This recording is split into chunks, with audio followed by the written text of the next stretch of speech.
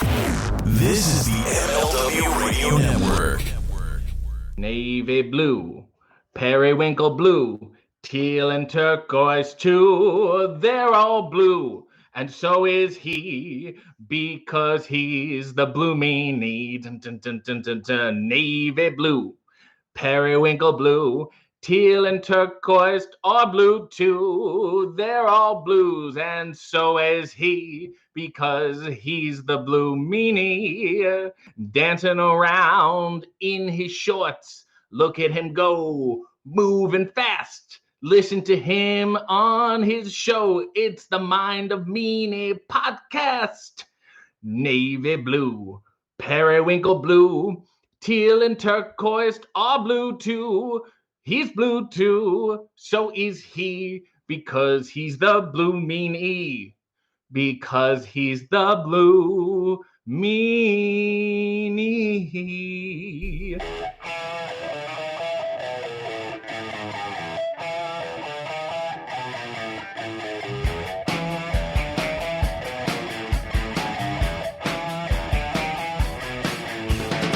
Welcome, everybody, to the Mind of the Meanie, your weekly peek into the world according to former WWE and ECW wrestler, the Blue Meanie.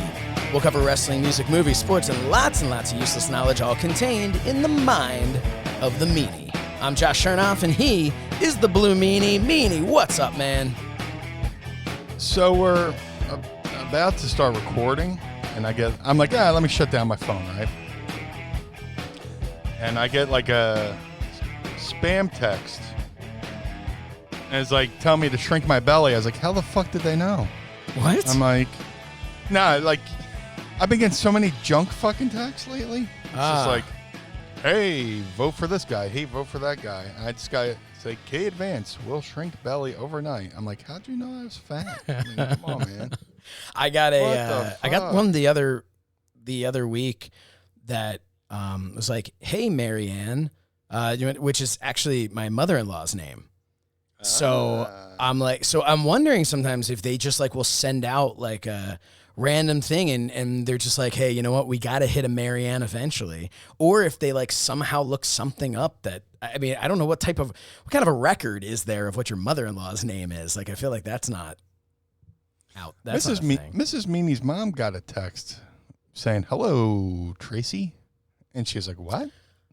You know what? I got one saying, hello, Eileen, which is my mom's. As long as it didn't say, come on, Eileen. Yeah, it's like, come on, Eileen. But no, that's my mom's name. Now everybody knows my mom and mother-in-law's names. Those are not ever used in my passwords, so if you're getting excited right now. Right.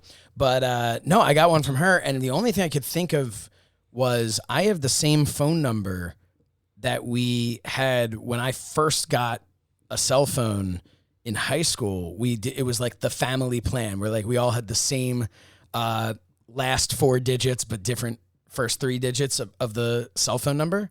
Right. And I still have the same number that I always had. So was it maybe like on under my mom's name once upon a time? They felt like, I mean, because if my mom's paying my phone bill, that's news to me. And, my cell phone company has been getting, they've been double dipping if that's the case. So, but no, I mean, the moral of the story is, Mom, if you're listening and you want to pick up my cell phone bill, that's fine.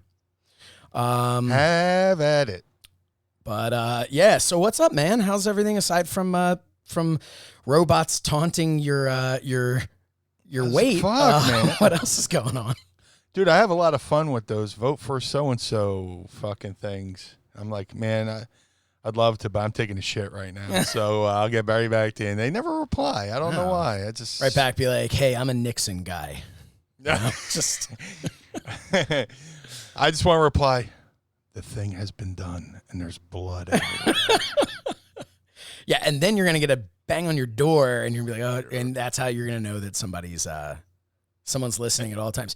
Speaking of listening at all times to your phone, have you gotten any, like, I know everybody gets this, like, I have literally had, and I'm saying literally in the actual sense of literally, like this literally has happened to me. You know, some people would be like, right. I literally was, and then they say something that they absolutely were not literally. Well, at least you're not saying literally. Yeah, you're literally. saying literally. Literally, people want like to sound Rob Lowe. posh. They go, I'm literally Yeah. whatever they are right now. I'm sorry, I didn't mean to cut you. No, that's fine. I was gonna say was that there have been times where I've thought of something, and then I get a Facebook ad for it the next day. But I'm like, there was one time I was talking to my wife about something popped up. There's another time where I was like Googling something and then something popped up. And I look at those, I'm like, that's kind of creepy, but we all kind of get what that is. Like clearly I was, the one I was talking to my wife, I'm like, that's weird. Right. But then there was one, I don't remember what it was, but I was thinking about it. Like it had just, you know what it was? I was thinking about different like equipment and different furniture because I'm going to be building kind of like a new office/studio in my basement in the next few months. So because as we talked about earlier, it is hot as all hell up here. Right. And I was thinking to myself, I was like, I wonder if there's like what type of furniture, like if they have like special like podcasting desks and things like that. And you just thought it. Swear to God, I just thought it. And then I went on Facebook the next day, and it was some company I had never heard of that like specializes in it. So it wasn't even like a coincidence that it was like Home Depot because, hey, maybe I'd been on Home Depot and they happened to sell like a desk. Look, is there a chance that maybe I said it out loud? Maybe I even Googled this once upon a time and don't remember. Yeah, I guess there's always a chance. Right. But dude, I looked at it, I was like, I want to throw this phone away. I just want to get rid of this. I want to cut all power from my house. Like shout out to my boy Donnie, because before the apocalypse, every Friday, like me and Mrs. Me would go over by my boy Donnie's house and his wife Bev, and we just get drunk and watch YouTube clips. But we were having a discussion of phones listening to you. Mm-hmm. So every now and then, he would just pick up his phone and randomly go, lupus. I have lupus. Just to see if like an ad for lupus medication or treatments would come up, just to test the theory of. Did it ever happen? I was drunk, so you know what? I'll defer back to that. I know he listens while he's in quarantine, so I'll defer back. But yeah, like you said, man, that's bizarre. Yeah. Just a thought. And thank God I got virus protection for thoughts. Yeah. Because and you too can have virus protection if you wear a mask. Yeah. That's the mask PSA. We're not going to go into a whole thing again this week. No. But yeah, wear your fucking masks. Wear it, will you? Fucking assholes. Pieces of shit. Anyway. No, I got to share the story, though. It's I swear to God, we were running out for our rations. Mm-hmm. And the one store we go into, they check your temperature. Like a lot of stores do now. Sure. And the guy ahead of me goes, how do I know you're not putting a microchip in my head? And we all just stood there and waited for him to go, ha ha, just kidding. Nope. Wow. Just, how do I know you're not putting a microchip in my head? Like deadpan, serious. I was looking around for, Borat. You just tell him to be like, well, we already inserted one into your shoulder when you first came in, when you came around the corner. So there's no reason for us to have to put this into your head. There's such craziness out there, man. Yeah, I don't want to get on a rant. There are conspiracy theories, and then there are conspiracy theories. Besides my tinfoil hat, I'll interfere with the mic. So hey, here's a fun thing that pops in my head. Every time you talk about your friend Donnie, I love Donnie. So me and my friends, we had this thing called, it was giving someone a Donnie. And I hated it so much. What's that? That could mean so much. Well, I'll explain what it actually means. So, my friend Biz used to work at Asplund Tree Company. Excuse me? Where? Yeah. God bless you. Where do you work? What? No, where do you work? Well, we used to call it Asplund Tree Company. Okay, that's what I thought you said. Asplund, or however I don't know how it said. Is that how it said? I heard ass plunge. Well, we used to always say he worked at Ass Plunge Tree Company. Maybe it was like a... And the way they treated him, he definitely was getting a good ass plunging. Maybe he said it as a secondary instinct or something. I don't know. So he worked in payroll there, and there was a gentleman that worked there named Donald Titsworth. And so anyone who is familiar with the web series that I did, which is probably, I don't know, I'm sure maybe one or two people are listening who are familiar with it. But the web series we did, there was a character that my dad actually played. Which I mean, I don't know how I convinced him to do it, but he played Theodore Titsworth, which was the name was based off of this Donnie Titsworth. So we had this thing where we would just kind of go around and occasionally give each other like a little, like, how can you describe this? Like a Bruiser Brody? Bruiser Brody, the Bruiser Brody hand kind of poking you right here, right beneath the pectoral muscle. Under your mantis. Yeah, your titsworths, if you will. Yeah. So we started referring to it, giving the old Donnie. And it was like, we kind of do there. You have like one guy's over here. You do the crossover Donnie.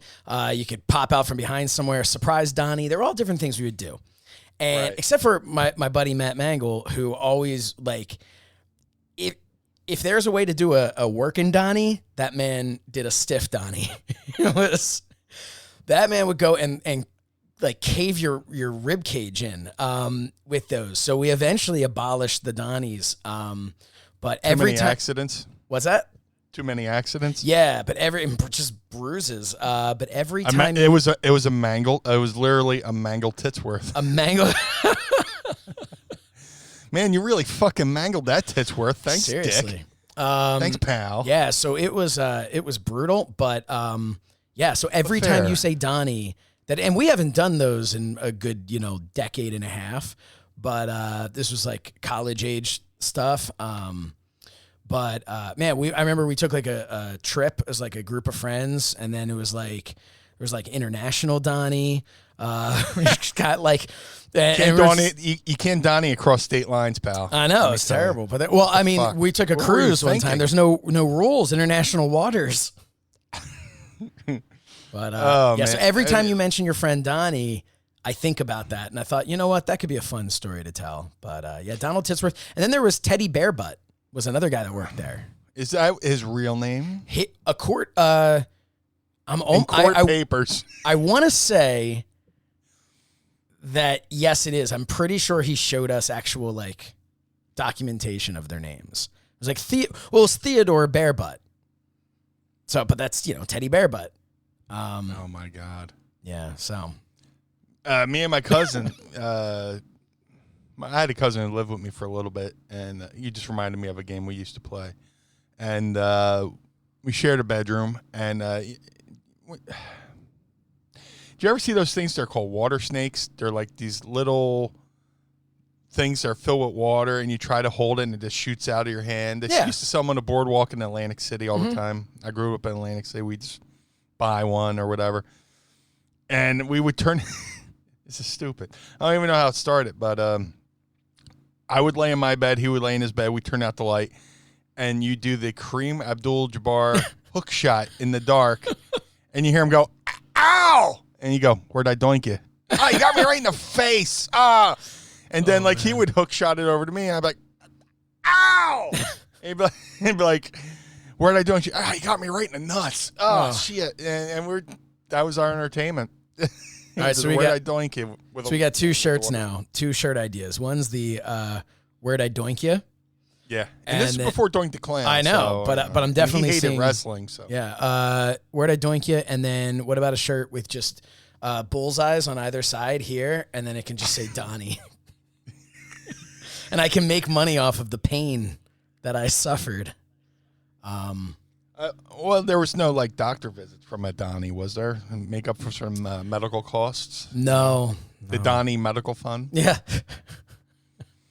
Oh, man. I remember, there was a guy, Donnie, he used to always offer for me to turn my head and cough, but he was completely unrelated to any medical. Oh, wait a minute. Where were we? There we go. Sad trumpet. Hold on, I put in some new sounds. Yeah? I know. Here's another fucking 45 minutes, folks. Hold on. Well, I got some, and I rearranged them, but I'm trying to get... Hold on. I got this one. Tell me if you can hear it. We were trying to play this game before, but we had mic issues, but tell me if you can hear this. Yeah. That's that. I got this, which you just played. Yeah. And plus, this is me trying to figure out where the fuck I put shit. Hold on. Well, here, if you go... What was that? The answer's buzzer. wrong, you know? Nice. Got a good buzzer in there. Yeah. Yeah, if you go into your thing on your Rodecaster Pro, you can... Pack a lunch, folks. Here we go. You can go on the top right on the main screen where you have our counter going for the record. There's like the musical note. You press the musical note and it brings you and it says everything. For people like you and I who have these cool little sheets that the Rodecaster Pro came with to tell us where we can write down what's on each button, and I have not. So we learned yet. something new. You just taught me something new. Yeah. Cool. You're welcome. Hold on, let me see. It's different shit, man. Hold on. In case because I like to fucking tell long stories, and once I get back to the fucking point. Nice. I like that. We're gonna have to do that. So back in '96, speaking of buddies, I got another buddy, Sebastian. I know Sebastian. We gotta get him on the show eventually. But me and him talk, and we'll see something out in the wild, and we'll go, man, if this was '96. Yeah. And nothing else needs to be said because we know how it would be back in '96. Now, is this like if this was '96, then what? Like what is the implied? Is it like, oh man, that would be huge in '96, but today it's not? Oh man, in '96 we would have been allowed to make fun of that, but today it's frowned upon. '96. If this was '96, we'd be in jail. So it's like, okay. Shout out to my buddy Sebastian. Is awesome. Dude, I met him before I was the Blue Meanie, showing up the ECW arena shows with Raven and all that stuff. Long hair, loved the party, had a drink, would drink, and like one time we're going to one time it was me, Raven, Sebastian, Joel Gertner, and his then wife Amber, and we're driving to Boston, and they're like, oh, let's get some beers for the road, and Raven gets a little 6-pack, and then Sebastian walks up to the counter to pay. He's got two cases. And Raven goes, hey, man, what's up? He's like, well, it's a long ride. And Raven said, I think you have a drinking problem. So at that time, back in '96, if Raven said you had a drinking problem, you had a fucking drink. But shout out to Sebastian. He found out he was going to be a father. And the day he found out he was going to be a father, he drank his last beer and hasn't had a sip of beer since. Wow, good for him, man. Yeah, because he knew. I knew like I said, we gotta get him on here for some stories, or maybe put on a voice distorter or something. I don't know. Yeah, we'll just go. This is Sebastian. Yeah, hi guys. His voice is it's gonna sound like fucking nails in a promo. Yeah. Do you remember those? Boss man. But no, Sebastian. What was I gonna say? He kicked his drinking habit. Yeah, man. Cold turkey, really. He's a good dude, man. He there's a few, like I try to tell people, get in any business. And I heard Terry Funk say this, and it just stayed true. Keep your circle small, and I got and my circle unfortunately just got smaller recently, with the whole fucking pandemic and people being fucking cranky. So, he's in my small circle of friends, man. He knows shit he knew me before I was DeMeanie. He knows Brian deep down inside, and him and his wife, have always been there for me. And shout out to and Donnie as well. I got Donnie's in my circle, Sebastian's in my circle, and fuck, I don't know where me and Mrs. Me would be without them. So, shout out to those guys. You know, you always gotta recognize the true friends and shit like that. You know? Yeah, I have a lot of friends. Look, I have a lot of friends. I should probably mention Matt Mangle's one of those true friends for me. Now that I just basically publicly shit on his stiff Donnies. He fucking crowbarred you. But I get that in the sense that, I mean, like, you've met, you know, Calvin and of course, I mean, my brother is my brother, but he's also in that group, and our buddy Biz, who introduced us to the Titsworth to begin with. That was, you know, and then some other people. I'm not going to just go name all my friends. So if you're listening to this and you get upset, I apologize. If you're not listening to this and you didn't get upset, that's how I'm going to know you didn't listen, because you didn't get upset. But no, we've got, you know, that's the thing. Those are the guys that through every step that I've done things, you know, if I needed someone to help out at these shows, if I needed, you know, just people with any of the stuff that I've done before, you've got those friends that are there for, you know, like I said, good times, bad times. You know, you got to have that small circle of friends. And worse times, because I've had plenty of those too. So there's few people where I just, hey man, give me a call, and they'll talk me off the ledge. Not that I'm on a virtual ledge, but no, that seems dangerous. Yeah, yeah. But unless you're doing a meanie salt. Yeah, especially with construction now, it's very chintzy. You know, they don't make them like they did back in the day. But no. Good people. Hey, so a couple of things that were popping in my head while we were talking. Even those are the mind of the meanie. I'll say it to you, then it's in your mind, and then it counts. Right, Ricochet. But, hey, Emma, Ricochet. Did you watch his thing on the network? I need to. I love Ricochet. It's pretty cool. I always love those when you're talking about like people like knowing like the real you. I always love those things where you kind of get like a peek into the person, because sometimes there's like a character that's not being presented in the way you want. And when you kind of see them as the real person, it really makes you enjoy them more. Right. I think those are kind of cool. But no, I was gonna say shout out to, you know, we're on the MLW network. Yes, you had mentioned Raven. He's also on the MLW radio network. MLW tweeted out a new video tagging and promoting and has our audio and our logo promoting the mind of the meanie.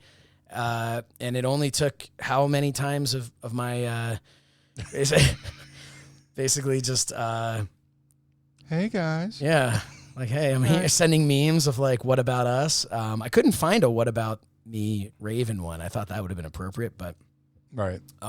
Yeah, but no, we really appreciate that. We're on there, and that gets us out in front of more people. And we hope that you know, you're joining us for the first time for the 16th time. Is this episode 16? Yeah, that Emma Ask Me Anything episode kind of threw off my chronological order in my head. I'm gonna look it up now and see where we are. But yeah, but shout out to MLW. While you do that, shout out to MLW for including us in that new package. We're in good company. You know, Raven, Conan. You know, we got Mikey with the front row. The guys at Front Row Material, Freelander. Freeland. Why am I saying Freeland? Oh, I'm thinking of Judah Freelander.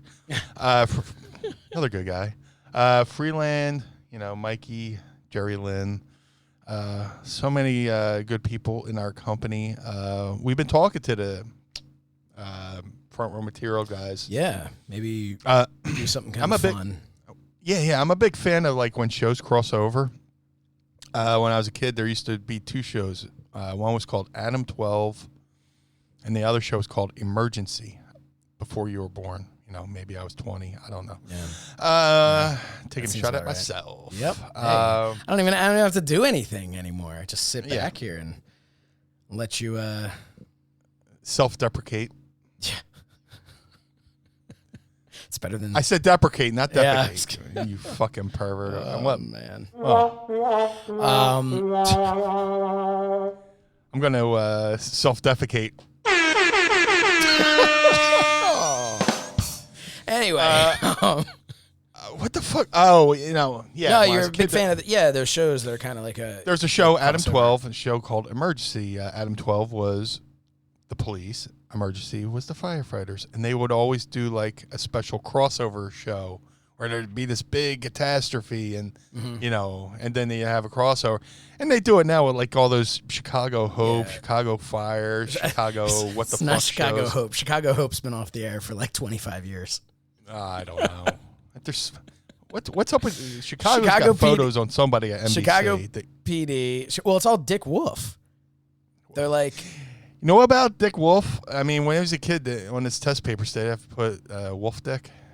I don't know, but anyway, that's how he owns all those shows. So he's he does all those, yeah. And it's so they also had Chicago. I watch those mainly because I'll watch anything Colt Cabana's in. Yes, but, he was in one of those crossover shows.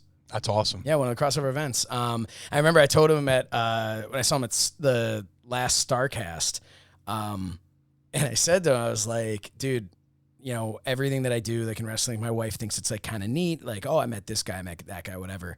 I said, when you showed up on the Chicago PD or Chicago Fire, whatever it was, I was like, hey, it's Colt Cabana. Then it was like all of a sudden what I do is cool. Right. For that one moment, the fact that I interact with these people is really cool. But the point I'm getting to is we've talked. I was pitched the idea to the front row material guys. Sorry, too many headshots.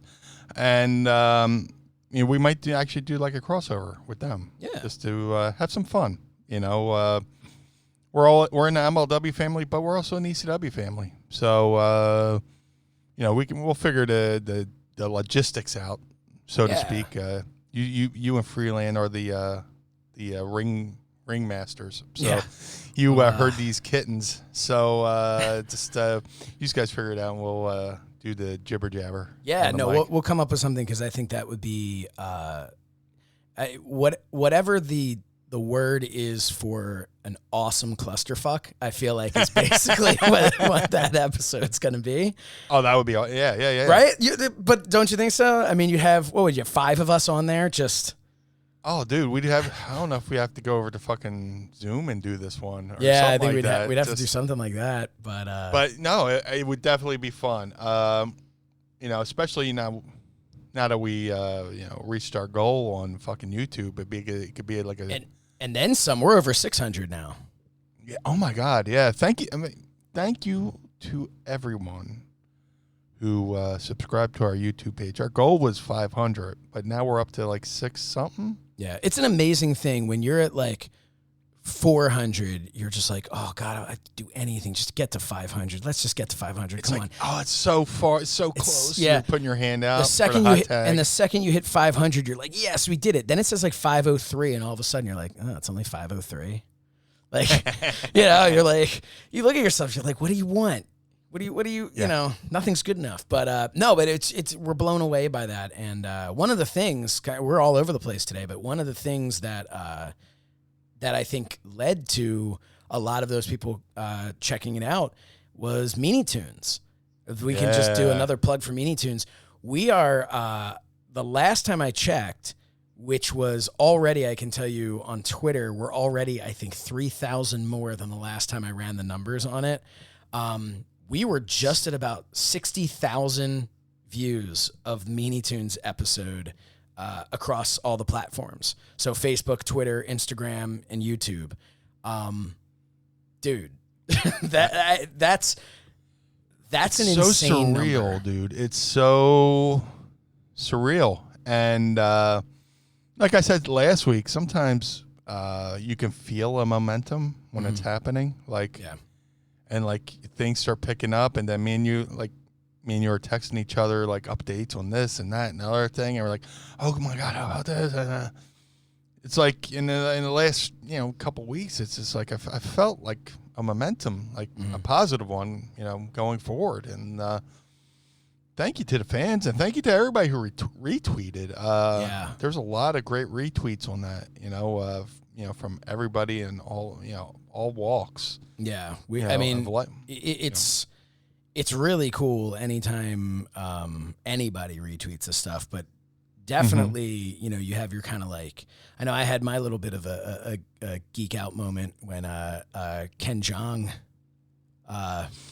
Dr. Ken. Dr. Ken, yeah. Loved from Community. What's that? Well, everybody knows him from The Hangover, but he's from Community and the show Community as well. Yeah, Dr. I was Ken. a huge Community fan, huge Hangover fan. Yeah, And Dr. Ken's a huge wrestling fan. A lot of people don't know he's from North Carolina, and he grew up on the Crockett's. So yeah, I just was when he retweeted, I was like, that's so cool, and of course, and I don't, look, any retweet from anybody, even if you have 3 followers on Twitter, we really appreciate. We genuinely really appreciate all the support from anyone.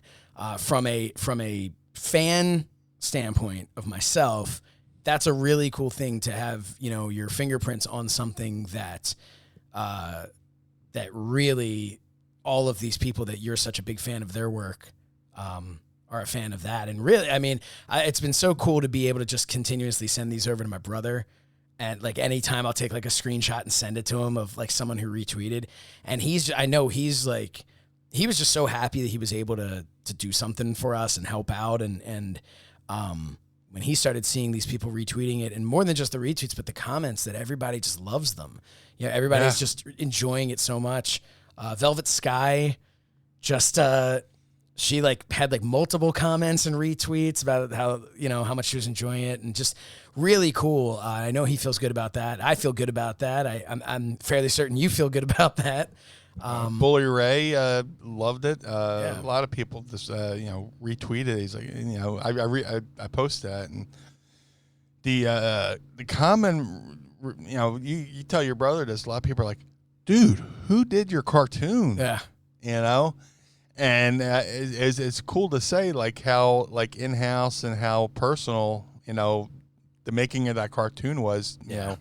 Between the 3 of us, and you would send me like little snippets, and we're just like giggling to her, like, but the feedback, and like people from other walks, like my buddy E-Rock from 4th and John, the Eagles podcast, was like, dude, who did your cartoon? My friend Scott from the Life Cycle band, he's like, dude, who did a musician, who did your cartoon? Like all these other people not wrestling are like, man, that cartoon was fun. So, and all thanks to you and your brother, man. Hey, you know what? You told the story. Hold on. I'm trying to put you over, kid. Okay. No, seriously, you guys had this vision. You made it come true, and I was like, oh, if you could do it, that'd be cool. And then once it came out, I was like, holy shit, that was so cool, and blown away. And now the pressure is for another one.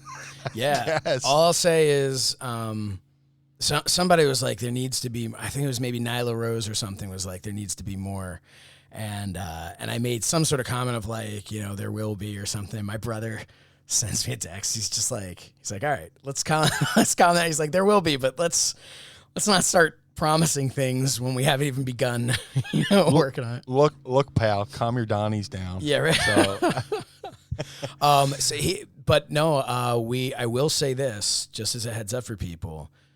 We are I just got a list together, and I'm working on finding like reference images of 11 new characters. So, just throwing that out there. We've got some stuff in mind. Somewhere Fredward's going, shit. Yep. You know what he's saying to himself? He's like, how much of this is going to be just in studio shots of you and Meanie? Because he already has those characters, and those are rigged up, and those are good to go. And, so I think he'd probably be hoping for that. There's at least one callback, one character we could use from the last one. Yeah, one guy's being reused. And, of course, Meanie. Always, both versions of the Meanie are always there. And then there's me just laughing along.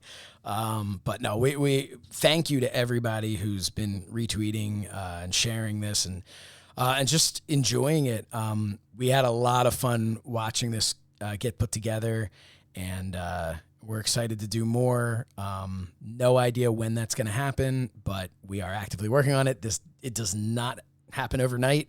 It's not a little program, where my brother just types in something, make the Meanie turn his head. Doesn't work that way. So, it takes some time, but it's not like South Park where they have like all these pre-made characters. Yeah, go, right. Okay, mouth number 3. Yeah. So it takes, I feel like the South Park crew is slightly larger than the crew that we have on Meanie Toons. But no, man. So yeah, that's been a lot of fun. No, it's been a blast. I mean, like, it's 2020, and like, is it? I know, but like, it's like, who would think I would have like a cartoon and stuff like that? You know, there's like different bucket list things and stuff like that. So I've been very fortunate, and just to have a cartoon is fucking so much fun. And really I show it to my friends who really aren't even wrestling fans, and they're like, "Oh, that was great," you know, and they're laughing along too, you know. I have other family and stuff. Yeah, farts at church on, stuff like that. So, you know, and credit to you for. I mean, you put the audio together. You go through and fish through the clips. Mm-hmm. I just wish we had this audio for that. But, right. You know. Well, hey, we will for whatever comes next, I'm sure. Yeah. No, and then, you know, my brother just with those like cut scenes, those were, you know, my favorite part because they caught me by surprise when he sent us this video of it, the finished, you know, his finished like draft 1 copy. And he's like, okay, give me some feedback. And we had like no, like, I think my one thing was like, can we change the font on like the graphics at the end to match the logo? Like that was it. Like he was just like, oh man, I thought you guys were going to have like notes after notes after notes. And you and I were just like, dude, this is awesome. We just, you know, right. We didn't even show you the intro or outro until it went live. Right. I didn't even know that. Yeah, that was just, we were like, and that was it. Like, I know he wanted to keep me out of it as obviously there was a lot that I had to, you know, talk with him about, but he wanted to keep me and you out of it as much as he could, so that we were surprised, like when he finally could show us like the finished product.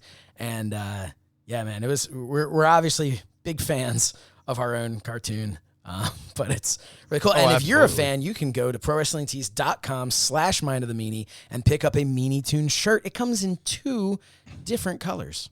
Dude, I am all about that shirt. Yeah. Yeah, I mean, we got a lot of cool shirts. I mean, and this isn't an early plug or anything, but you know what? It just became one. Well, there we go. Let's talk about it. We're talking about it. Why not get this out of the way? We're live, pal. Yeah, talk. Keep going. Seriously, dude. I mean, we started this podcast, and like you've been gung ho about getting the show as many T-shirts as possible, and it's like it's awesome. And like because you got a good ear for this stuff, because like we'll say something and I'll just see you over there jotting something down. I'm like, oh, here comes a fucking shirt, and not in a bad way. It's a good fucking. But dude, seriously, go to prowrestlingtees.com/mindofthemeanie. Get some of the show, inside show references, stuff like that. You know, the Meanie Toons is amazing. Dude, for 4th of July, I did your cartoon of me of We Want Blue, me as Uncle Sam. I am actually wearing, I don't know if you can see through my microphone here. Yeah, I'm wearing the shirt right now. Dude, I just got it from Wrestling Tees. I love it. I'm not even going to ask for them to send me one. I'm going to go out and pay full price for that fucking shirt. Yeah. That and the Meanie Toons, because it's so cool. And I got, you know, when I made the We Want Blue shirt, my thing for 4th of July, people are like, man, the artwork's amazing. I said, well, here's the link to the shirt and stuff like that. So yeah, man, if you like what we do and you want to help us keep the quality of the show up, everything you buy from prowrestlingtees.com/mindofthemeanie goes directly back into the show. We keep everything in a kitty. Hey, we need a new microphone. Okay, let's order one. Like right now, last week, I got a new laptop, so it didn't have a Ethernet input. We went into the Mind of the Meanie Fund and got me one. So thanks to you fans for buying our shirts, because of your love and support for the show. We were able to upgrade our audio, upgrade the show, and keep things going and stuff like that. So, and also just show that we're your favorite podcast. Or one of your favorite podcasts. Nah, we'll go with that. Yeah, we're the favorites. But no, seriously, go to prowrestlingtees.com/mindofthemeanie and help support our show, and so we can keep making it for you. Yeah, we talked about some of the shirts that we have over there. Just check it out. It's getting to the point where there's more than we can even name in a promo, but there are some all the way back to the Hal Haney logo T-shirt. Yeah. Which in the beginning when we put that up, we're like, we got a T-shirt, we're good, and now it's just like exploded. Oh my God! But yeah, no, we have so many great things. Baby in a Beanbag Chair is still one of my favorites. I just picked up I got this one and the We Want Blue. Here we go. A sip of. I'm having a sip of coffee to the apocalypse right here. We have the sip right of coffee. There in the ad, so buy the shirt. Sip of coffee for the apocalypse. I also just picked up the That Should Be a shirt within a shirt. And that's a fun one too. So yeah, go to prowrestlingtees.com/mindofthemeanie, but you can also go to prowrestlingtees.com/BlueMeanie for Blue Meanie centric and BWO themed shirts. Meanie, tell us a little bit about that. Of course, if obviously you're listening. If you listen to this podcast, you like ECW. So if you want to get one of the highest selling T-shirts in ECW history, go to prowrestlingtees.com/BlueMeanie and get yourself the original BWO shirt. If you want to be a little bit more hardcore, I got the BWO shirt with a barbed wire border, which is a little tribute to when Hulk Hogan had the NWO shirt and the barbed wire border and stuff like that. Back in the day, I had a couple made for us, just to wear. And I was like, you know what? I'll bring that back and put it up on Pro Wrestling Tees for the fans to do. And that's become a pretty good seller. Also, if, there's so many different shirts. There's, the Hal Haney Meanie Split Face shirt, which I love. It's half me as BWO, half me as Job Squad. So many good Hal Haney portraits and stuff like that. Mrs. Meanie has some shirts on there. She did the tribute to Mama Meanie with the Hello Meanie shirt and the Hello Kitty style of shirts. So go over there, prowrestlingtees.com/BlueMeanie, and get some shirts. I got to say thank you again to the fans who have been shopping at prowrestlingtees.com/BlueMeanie because I know times are tight right now with the apocalypse. And when I go to the site and see what's moving, what's not moving, I'm just really floored. Right now the big seller right now is the Blue Meanie Micro Brawler. There's like so many people buying those, and man, it's very flattering. Like I said, it's 2020. I got a Micro Brawler. We got a cartoon, all this good stuff, and and more stuff to come, man. We're every day we're working on new crazy ideas of things that we can bring to you guys, and some fun things ahead. Yes. And then, we were just pitching ideas before we came on the air, so hopefully those come to fruition too. But I got plenty of ideas for Blue Meanie, Pro Wrestling Tees page. But also there's a couple months ago I took over the offices of Collar and Elbow. collarandelbowbrand.com. You can go to Collar and Elbow. They are the wrestling brand, and they've got amazing shirts. And yes, Meanie, you did take over. BWO just went in there, and we've got the best one by far. One of the coolest shirts on all of Collar and Elbow is that Collar and Elbow with the mirrored BWO taking over part of the elbow.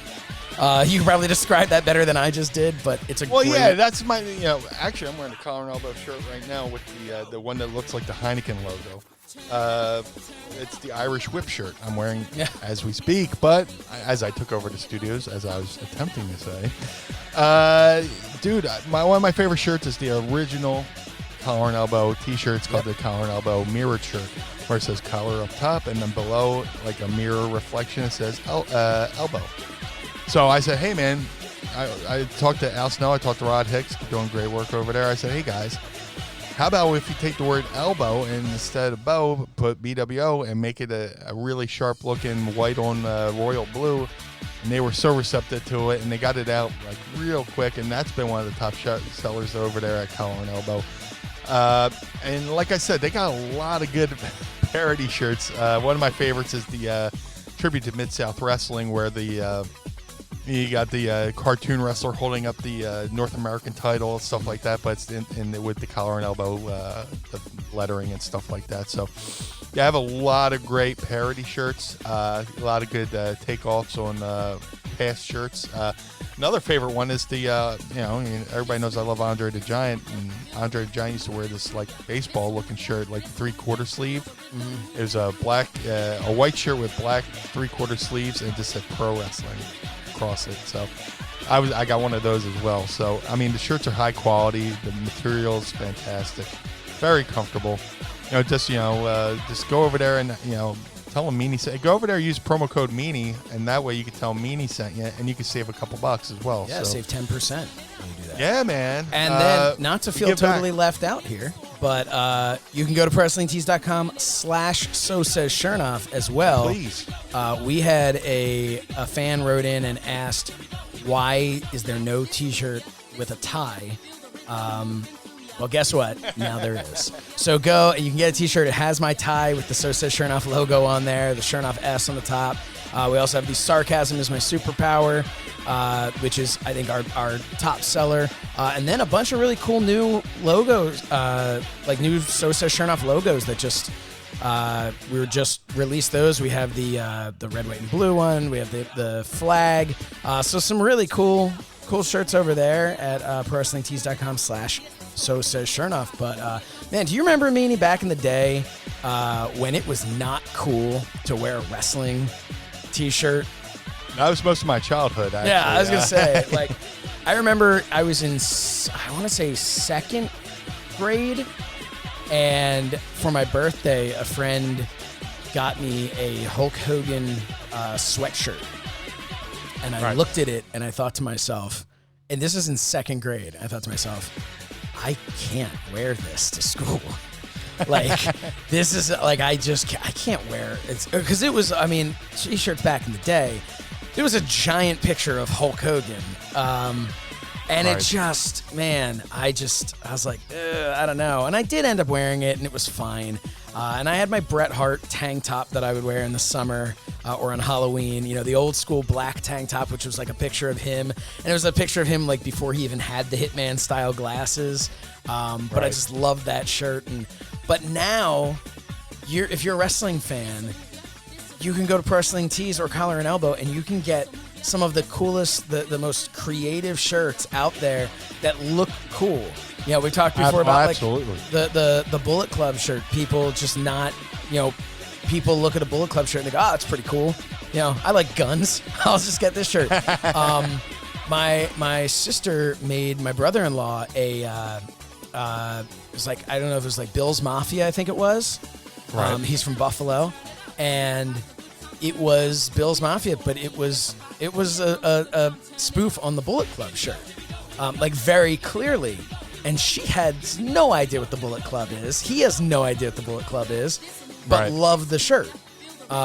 So it's just, finally, the wrestling world has shirts that are cool, that are fun. And we try to bring as many to you in all of our various platforms as we possibly can. But yeah, as they would say, buy the shirt, buy the shirt, buy the shirt. As we gently pull it up. Softly. But yeah, seriously. Brother me softly. Hey, that's over at collarandelbowbrand.com. Dude, I went over to, last week I went and bought your Sarcasm is my superpower shirt, and I'm going to wear that proudly because there's been plenty of reasons to be sarcastic out in public. Yeah, that meant a lot. I'm excited about it. I'm going to need you to take a picture wearing that. Oh, absolutely. So I can tell everybody that I know the Blue Meanie. Get it laminated for easy cleaning. Yeah. Oh God, I don't even have it. I don't even know which sound to go to on that one. Here we go. That's the sound. I'm gonna clean my photo. We talked about before. Superstore, right? Have you seen Superstore? No. Oh man. Oh no. We talked about like the Good Place and stuff, dude. Superstore. This was another one that was binged during the apocalypse. Oh my God. There's this dude on there who makes that sound with his voice. Like anytime he like leaves a room. It is such a funny show right now. You know what we've been binging now? 30 Rock. You ever see 30 Rock? I need to. Because it's what's the other show? Unbreakable Kimmy Schmidt. Yeah, Unbreakable Kimmy Schmidt, which I just finished. It's from like the same writers as that. So I love the Tina Unbreakable Fey Kimmy Schmidt. Yeah. So that was the thing. My wife and I, we had been putting off we had a friend when we were living out in California who loved 30 Rock. I was like, you guys have to watch this. And for whatever reason, we always just kind of put it off. And after we watched Unbreakable Kimmy Schmidt, which was another one we always just put off, we're like, you want to just do 30 Rock? You want to just try it? And we went into it. Like we were literally having the conversation where we're just like, we were literally having the conversation where I was just like, I was saying it like, all right, well, look, remember the show was on for a number of seasons. Let's give it a little time because we're coming in on a pilot, and yes, everybody talks about it's the greatest, it's such a funny show, but come on, we're coming in on the pilot. Let's just like give, and dude, from the very beginning, it was just hilarious. And we're in season 2 now, and it's just so funny. Such a funny show. I got to watch it because I'm buddies with Judah Freelander. And yes, you mentioned him earlier. I didn't even think about that. Yes. Yeah, he's a big wrestling fan. And he would always work in like wrestling references on the show because he had if you're not familiar with Judah Freelander, he's the world champion. He's got the shirt that says world champion. And he wears these different hats. Yep. That'll have like different sayings, and you read it, and you're like, man, where do I know that from? And like on 30 Rock, he had a hat that said kayfabe. I have not gotten to that episode yet because he'll wear like the Mick Foley Wanted Dead shirt and stuff like that. And, oh man, yeah, he works a lot of wrestling references on his hat and with the shirts and stuff like that. I have to watch more. No, his character cracks me up. But he's just a naturally funny guy. Anyway, I mean, if you got Netflix, go on Netflix and look up Judah Freelander stand-up comedy. He's another guy who, like, he'll say, anybody throw out a topic. You throw out a topic, he's got a fucking line for it, and it's just so much fun to watch. Man, all right. Well, people go, wow, he's got this. He always wears this yellow shirt. It says world champion, and somebody's like, "What are you the champion of?" And he goes, the world, stupid. Just to throw it back at people. Yeah. Oh man, well now you definitely have to watch this.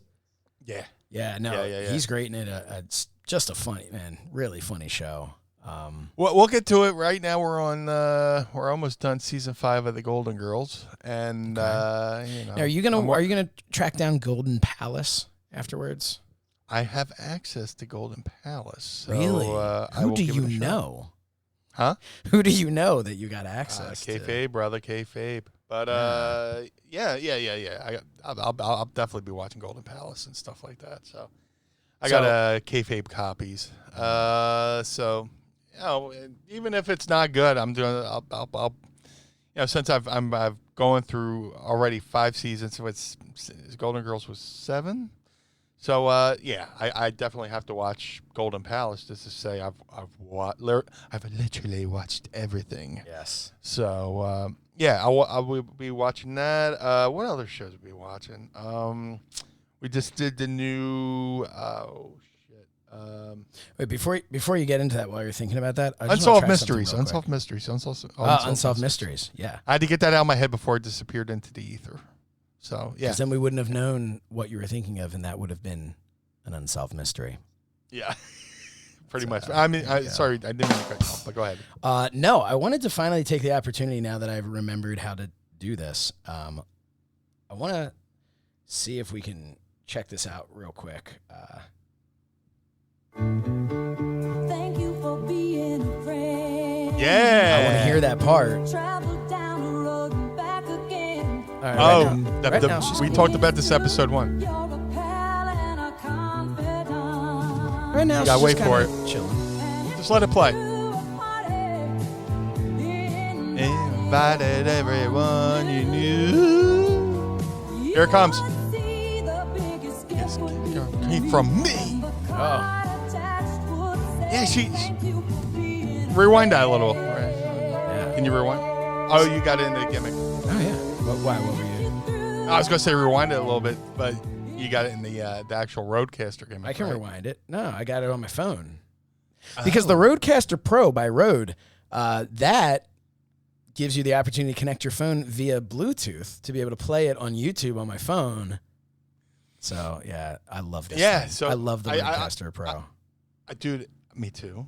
I feel bad I talked over the part, but yeah, the girl who sings, well, not girl, the woman who sings the song, yeah, she throws a little into that. Yeah, the biggest gift would be from me, and since I brought that up, me and Mrs. Meanie will be watching the show, and when that part comes up, she does the whole thumb point to her like me, you know, because I've ingrained it into her head and stuff like that. Hey, so, real quick, I'm a little parched, so I'm going to crack open a seltzer if you've got one. Oh, I got one too. I got one I'm debuting today. Meanies too, first. So.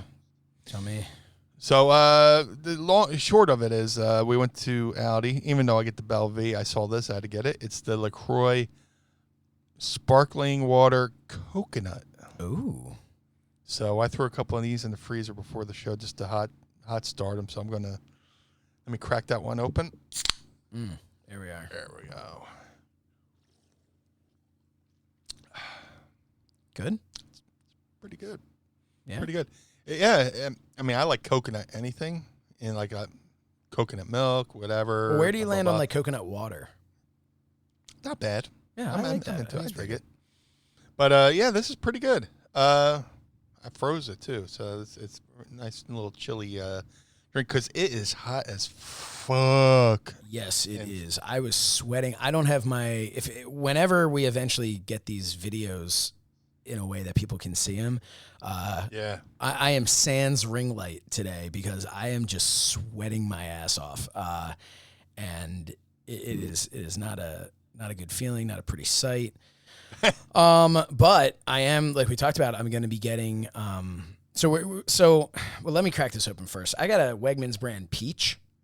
Back with the Wegmans. Yeah, which is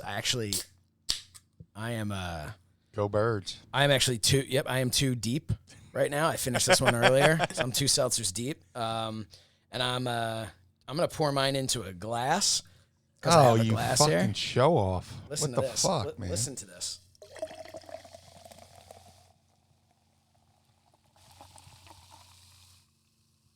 You're going to have to load that one into the Roadcaster Pro later. So yeah, anyway. Fucking drinking you're fucking highfalutin with the glass over there, pal. I got the one. Put your fucking pinky up, motherfucker. So before the world ended, my wife and I have been planning for about 5 years to remodel our kitchen. That was kind of a plan that we had. And we were all ready to do it. And it was 3 days before they were supposed to break ground because we're extending out a little bit to part of our deck, putting like a little addition on. So they were going to have to break ground to pour the foundation. 3 days before, we get a call saying that everything's shut down. They can't pull permits. They can't do anything. Or they had permits, but they weren't going to be able to. Basically, they could start, and then the first inspection they were going to need, because, there are inspections all across, almost like every day. There's another one coming out to inspect something. No one would have been able to come out. Right. So had everything shifted like a week or two earlier, we could have been in a situation where our kitchen was gutted and then everything shut down. So we'd still be sitting without it. So we lucked out with that. But through the process of it, it gave us more time to think about different things we wanted to do in the house. And one of the things we decided we wanted to do, we have an unfinished basement, but we want to put we wanted to do some stuff in there. You have to put an egress in the basement. So we have to do either like a giant window or a door and steps going, from the outside in. So basically, long story short, what my wife has agreed to let me do is build, once we put that egress in, because we're going to just have them do it when they do the kitchen, hopefully the end of the summer. Once we do that, we're going to throw up some drywall and build a nice home office / studio in the basement. So I'm going to have like a prop, because my desk is like overflowing here between my, shoot job stuff, and because I'm just working from home now, and the Rodecaster Pro and all that. So I'm going to end up moving everything down into the basement. I'm like super excited. I like lie in bed at night thinking about all of the decor I can put up, like all of the things that have just been in boxes, because I have this one tiny room that I'm allowed to like have all my crap out. Right. I'm so excited about it. I'm going to have I got my Hasbro collection that I'll have in my little DTOF there. I'm going to get another DTOF that's going to have my collection that I currently have at my my office. I'm going to bring it home, and it's my collection of every wrestler that I work with who has an action figure. I've talked about this on the show before. Right. I try, if it's a reasonable price, to find their action figure. Unbelievably, some people, it's like, it's insane. Like, their figures are really expensive. But I'm going to have that nice little DTOF just filled up with all that. And that to me is like my, I look at that, and that's basically like having a picture of every person that I've worked with, but being able to look at that. And then as a huge action figure fan and growing up as a big fan, some of the figures I've been able to like go back and find ones that I had, like my Bret Hart Hasbro, when I finally got to work with him and interview him, grab that Bret Hart Hasbro. And that was a cool thing, because it's a toy that I played with as a kid, and now it's like to look at it. I could just see you laying in bed like Ralphie from A Christmas Story, fantasizing about his BB gun rifle. Very and much. Him shooting the bad guys and stuff like that. And you're just thinking, oh, my basement. Yeah, that's pretty much, it's going to be and the wife's like, why is the blanket moving? And you're like, basement, this basement. Yep. But yeah. Say no more. Yeah, and it's, I'm excited about it because, like I look at a lot of like your stuff, you have the same thing behind you. You've got your shelf with all of your stuff. And I've got, I've made the best of the space that I have here, putting some things on the mantle there. But I just looked at it and I'm like, but instead of a mantle, I could have like 1,000 shelves, and like, and I'm definitely going to go overboard, but of course, but it's fun. I like it. It's, it was, you're converting that room into into something else, or like this room I is thought you said you're going to have like a new baby room or something like that. No. So we have right now the baby actually is in this room because it's off of my bedroom. But this room is just going to end up being, I think, like the household, office, because right now, like I have my work stuff. I have all of like the show stuff. I have all that. And then mixed in, I have like all of our important documents. Right. And I don't want that responsibility. Like that is way too much on me. Right. So yeah, my wife has like agreed that like this will become kind of, just the home office. And then I can have what we're referring to as the studio in the basement. And I'm going to have enough space to maybe be able to pop the green screen up there that I have, that I'm too lazy to set up. And, when all this happened, we weren't able to go into the studio anymore, at the community college to film So Says Shernoff.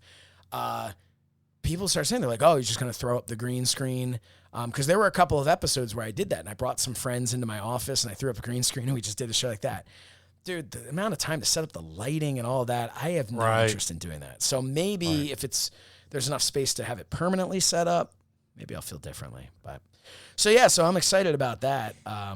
When I see it's like I look at you sitting at your office, and I'm just thrown back to my childhood of like anytime Jack Tunney had to make a fucking announcement, and he's standing there at the desk. He's got the thing, and the only thing missing is like the American and Canadian flag behind you and stuff like that. I would like to announce that Andre the Giant is not the world champion. And then he announces WrestleMania 5, and then I lose my collective shit. Being in Atlantic City. Or no, that was WrestleMania 4. Yeah. But yeah, I losing my collective shit, Oh my God, they're on WrestleMania. I still you've told that story on the pod before. Available in the archives at which one? Yeah, I don't know. Good luck. No idea.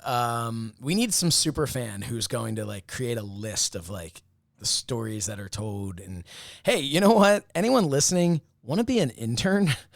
So we could really, dude. If you can like put like time signatures, yeah, like like that shit would we be, could do for like our YouTube page, or like that would be awesome. go to this point, listen to this, go to that. But it might be like fucking just like. If it was like a roadmap, it would look like Abdul the Butcher's forehead, because we're all over on these fucking reference points. If anybody, all kidding aside, if anybody is thinking to themselves, hey, you know what, I wouldn't mind helping out, supporting the mind of the meanie by, some sort of we'll call it an unpaid internship, but maybe we'll give you like shirts and stuff. But we could do that. We have some fun things in mind that we can give you as like a barter system. But anybody who's able to lend some help with things, we're looking to expand some stuff and do some more things, and don't necessarily have anything in mind right now of exactly what we would need for you to do. But reach out to us, send us a tweet or email us at mindofthemeanie@gmail.com. All kidding aside, as I started as a joke, and now I'm just like, hey, if someone's out there and someone's interested, who knows? We might call upon you at some point and say, make a cartoon for us.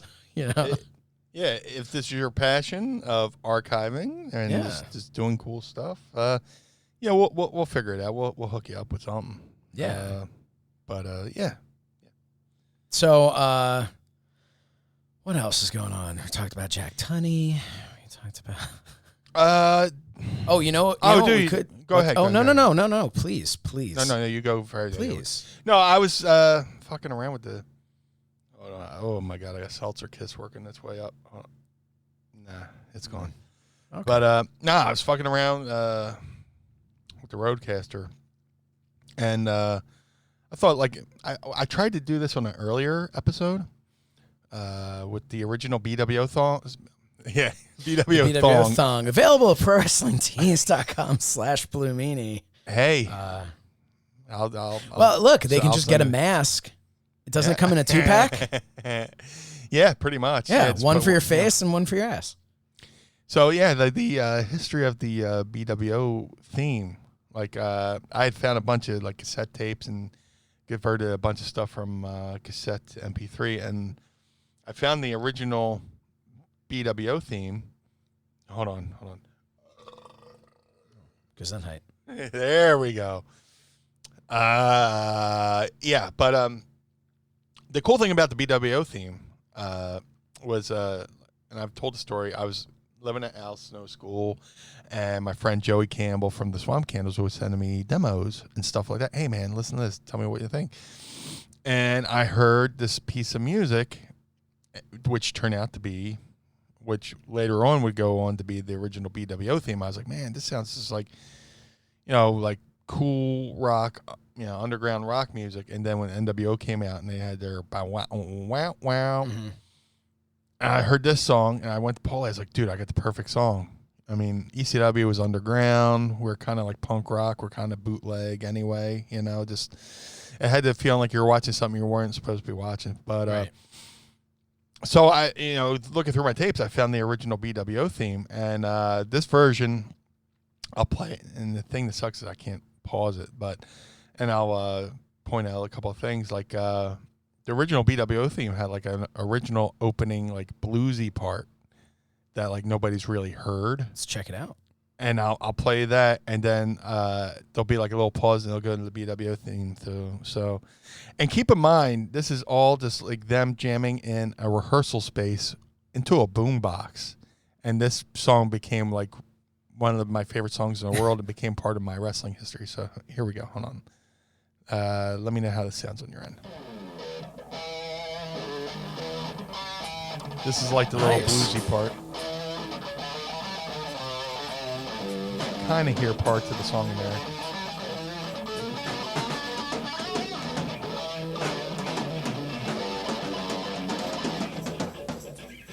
Here comes the pause.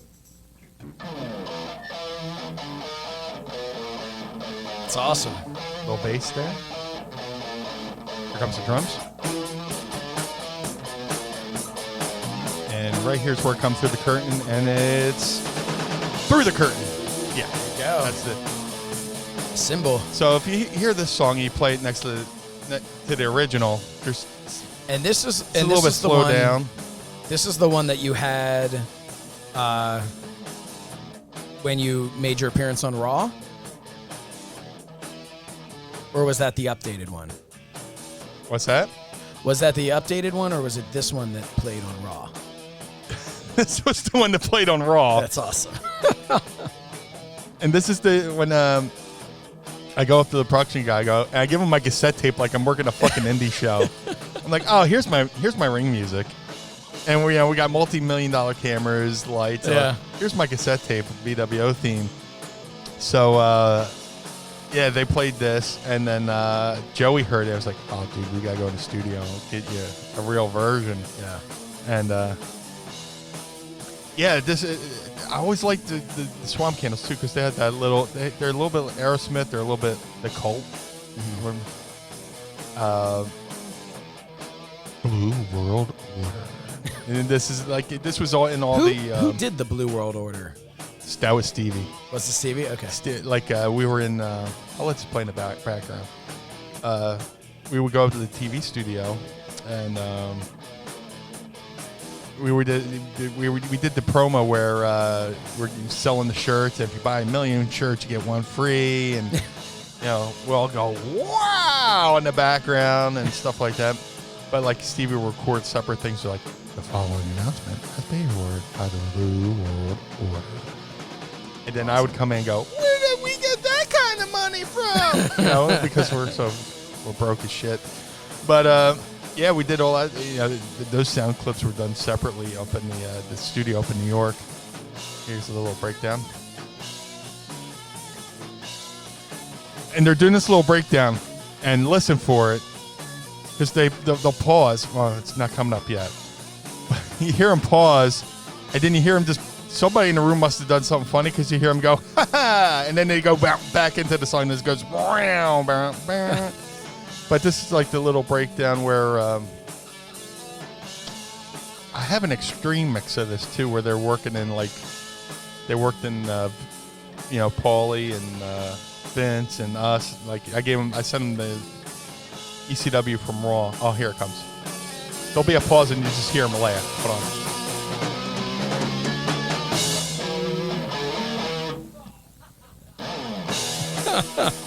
And that made TV every week. That would play in the arenas and stuff like that. Like depending on how long our fucking entrance was, if we're going through the crowd and we had to, just decide, listening to this, takes me back to my high school band that I was in.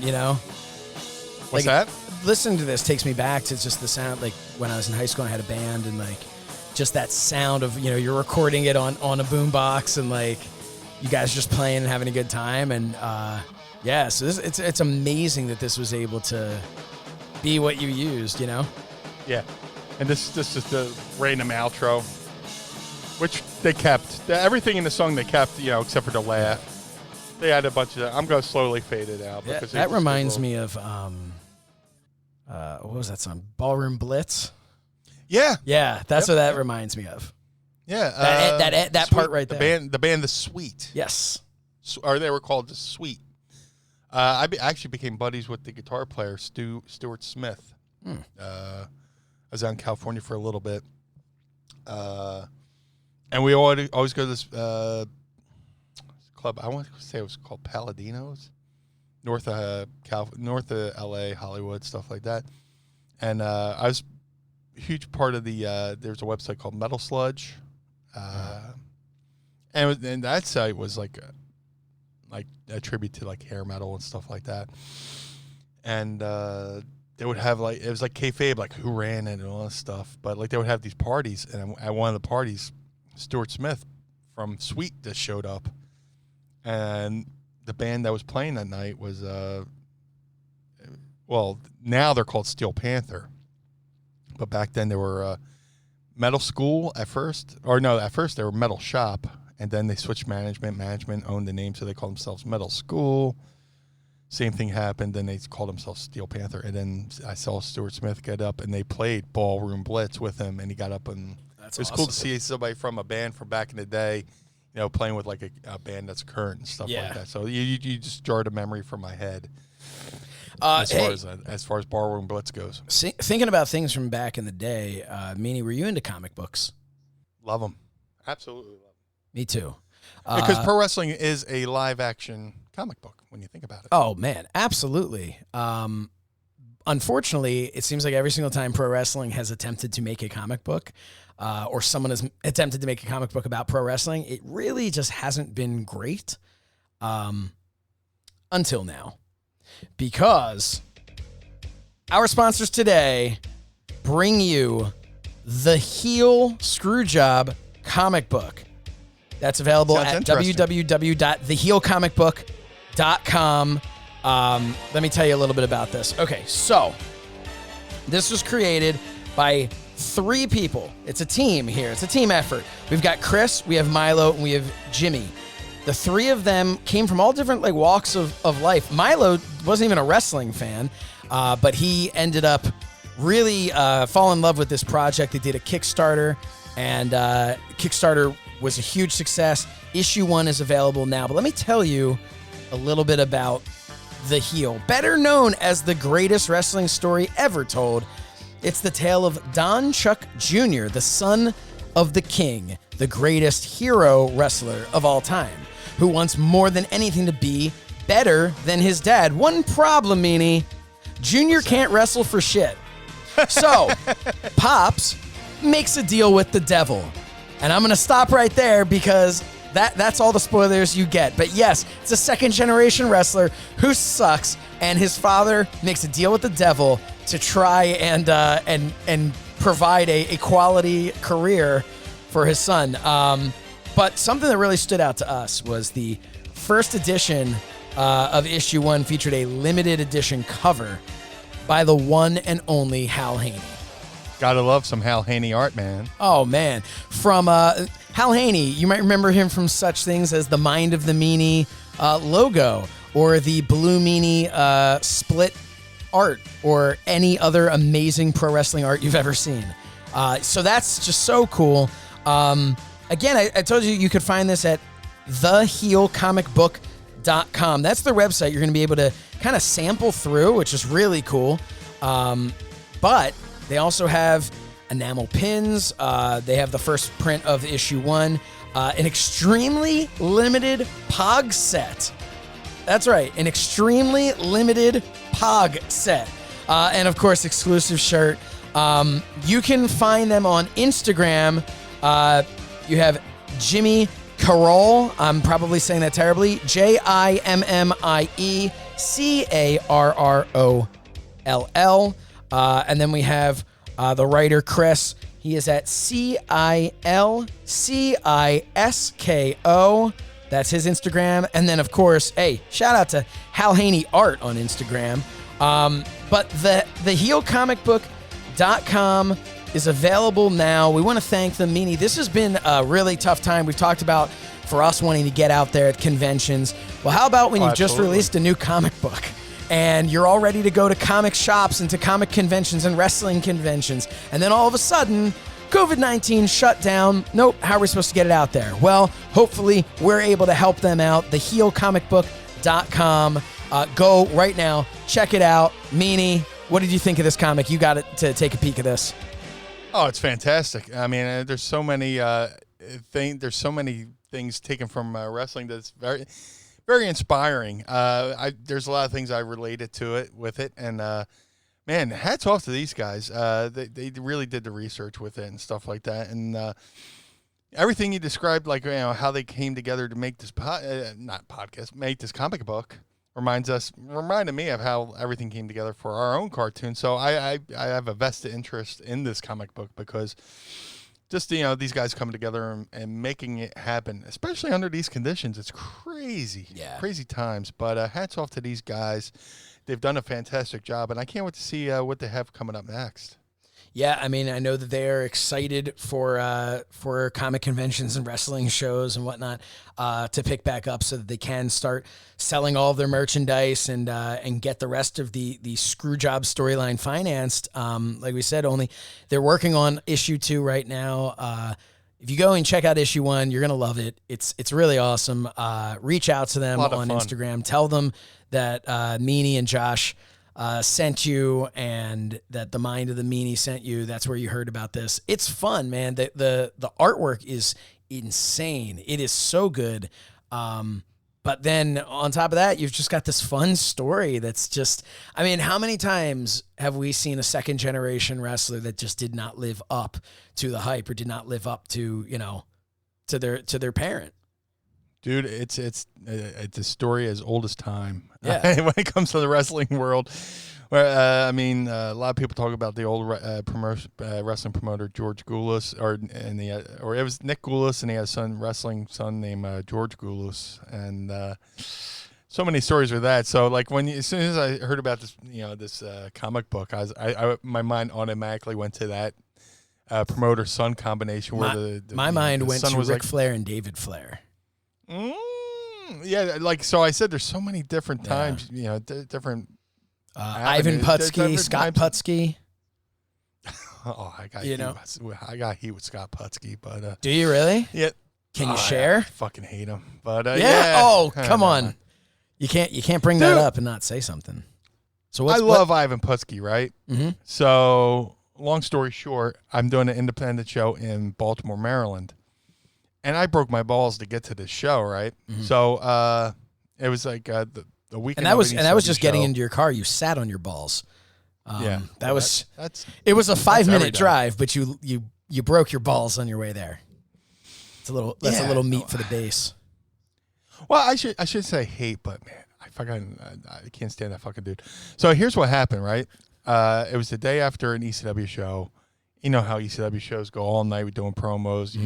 You're waiting until like 7 in the morning to do a promo. You try to catch a little bit of sleep. Try to drive to Baltimore to do this gig for Dennis Whipwreck, where they got the name from Mikey Whipwreck. Right. It's for MEWF and right outside Baltimore. So what year is this, would you say? What's that? What year is this? 90. It might be 96, 97 in that area.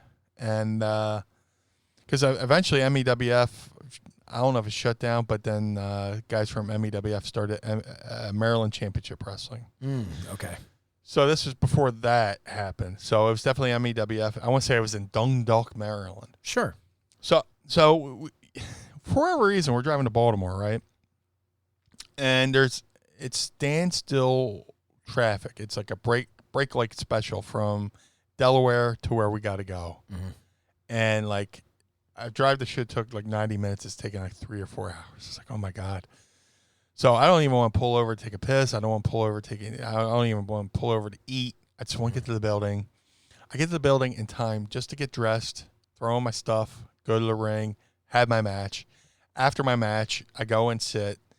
I'm like, fuck, I'm just tired. I got no sleep. I got no rest in the car.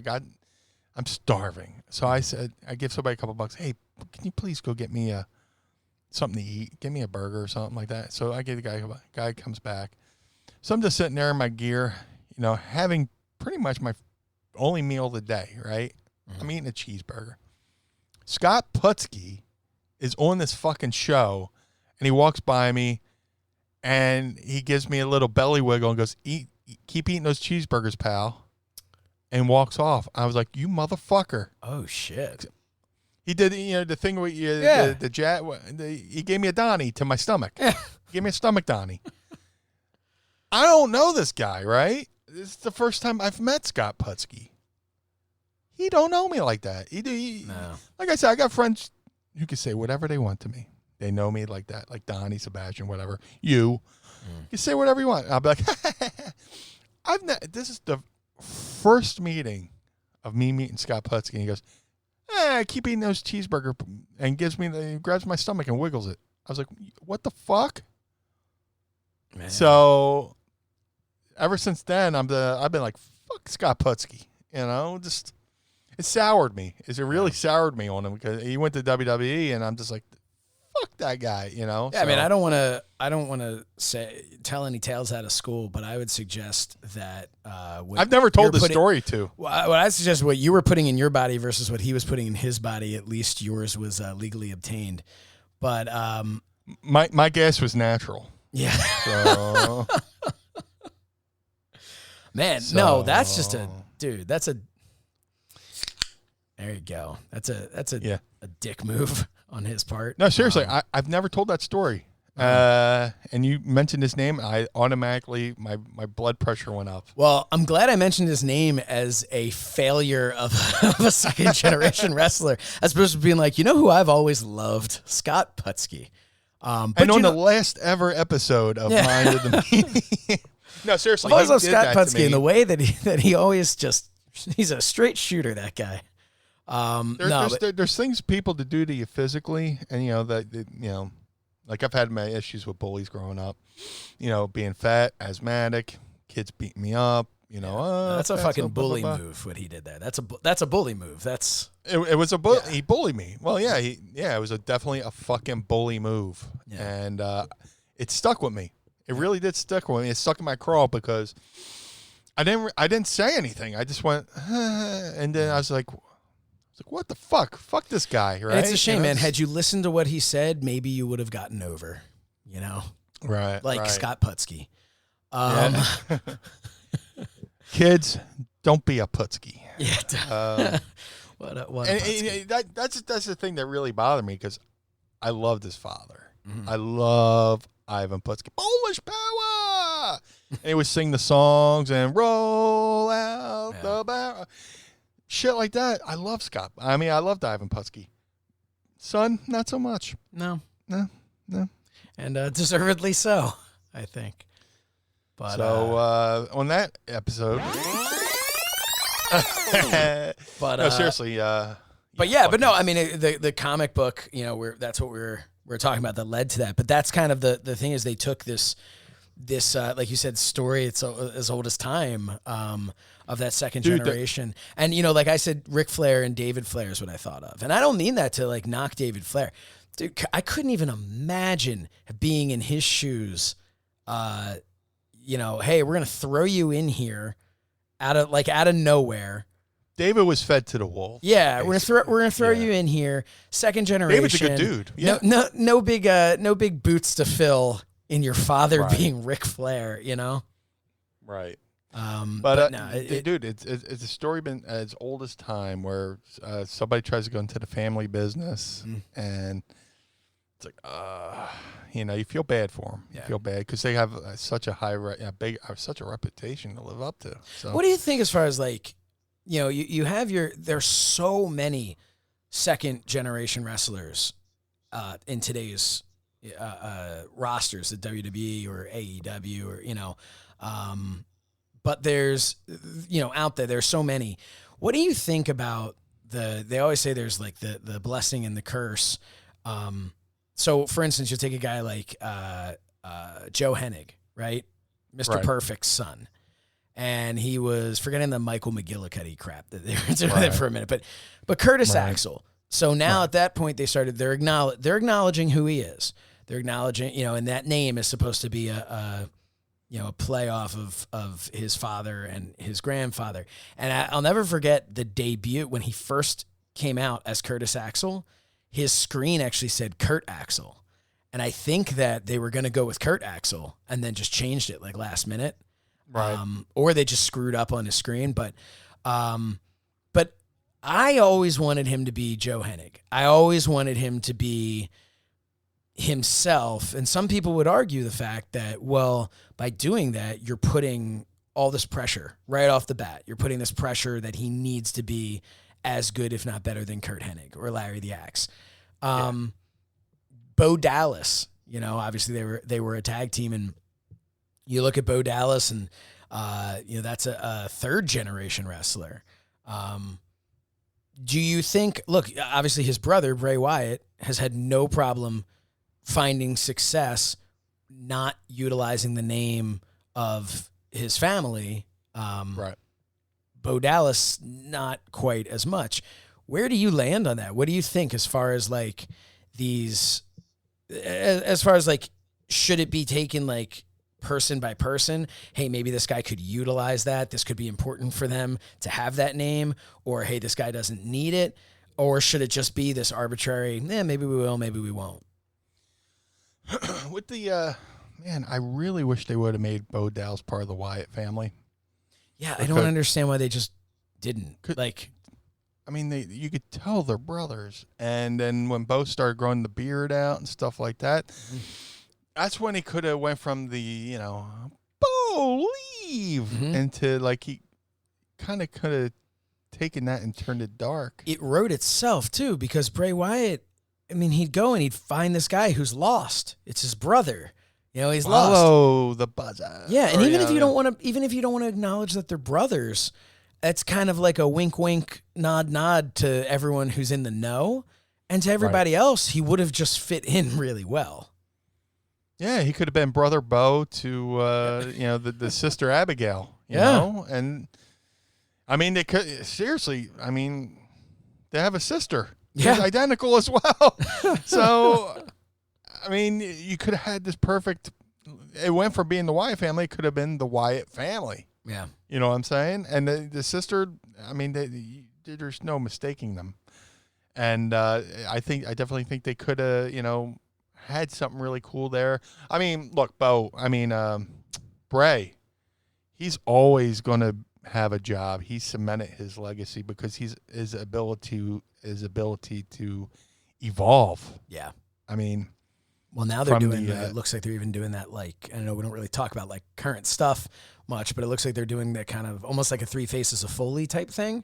But they've got the old school Bray Wyatt, even when he cut his promo, I never even realized that he had dropped that accent until he went back to doing it, Right. But he's created these layers. I'm such a huge fan of his work. And it's a smart move on his part because that just means he'll get a really good royalty check when they make the three Bray Wyatt action figures. Yeah, the 3-pack. Like that, so yeah, but dude, the guy is always thinking. He's creative, and with Bo, Bo's talented as well. Yeah, and they've definitely is Bo still there? With him. Yeah, I mean, he's still there. Yeah, but Curtis actually, I know he was released.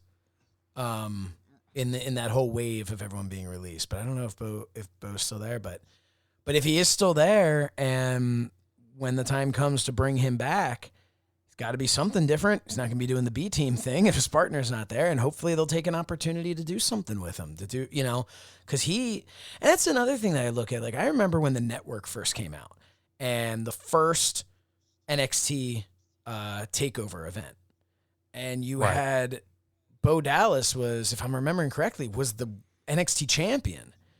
Yeah, I think he won in a ladder match. I don't know if he won. Did he win it? I think he lost it maybe to Neville.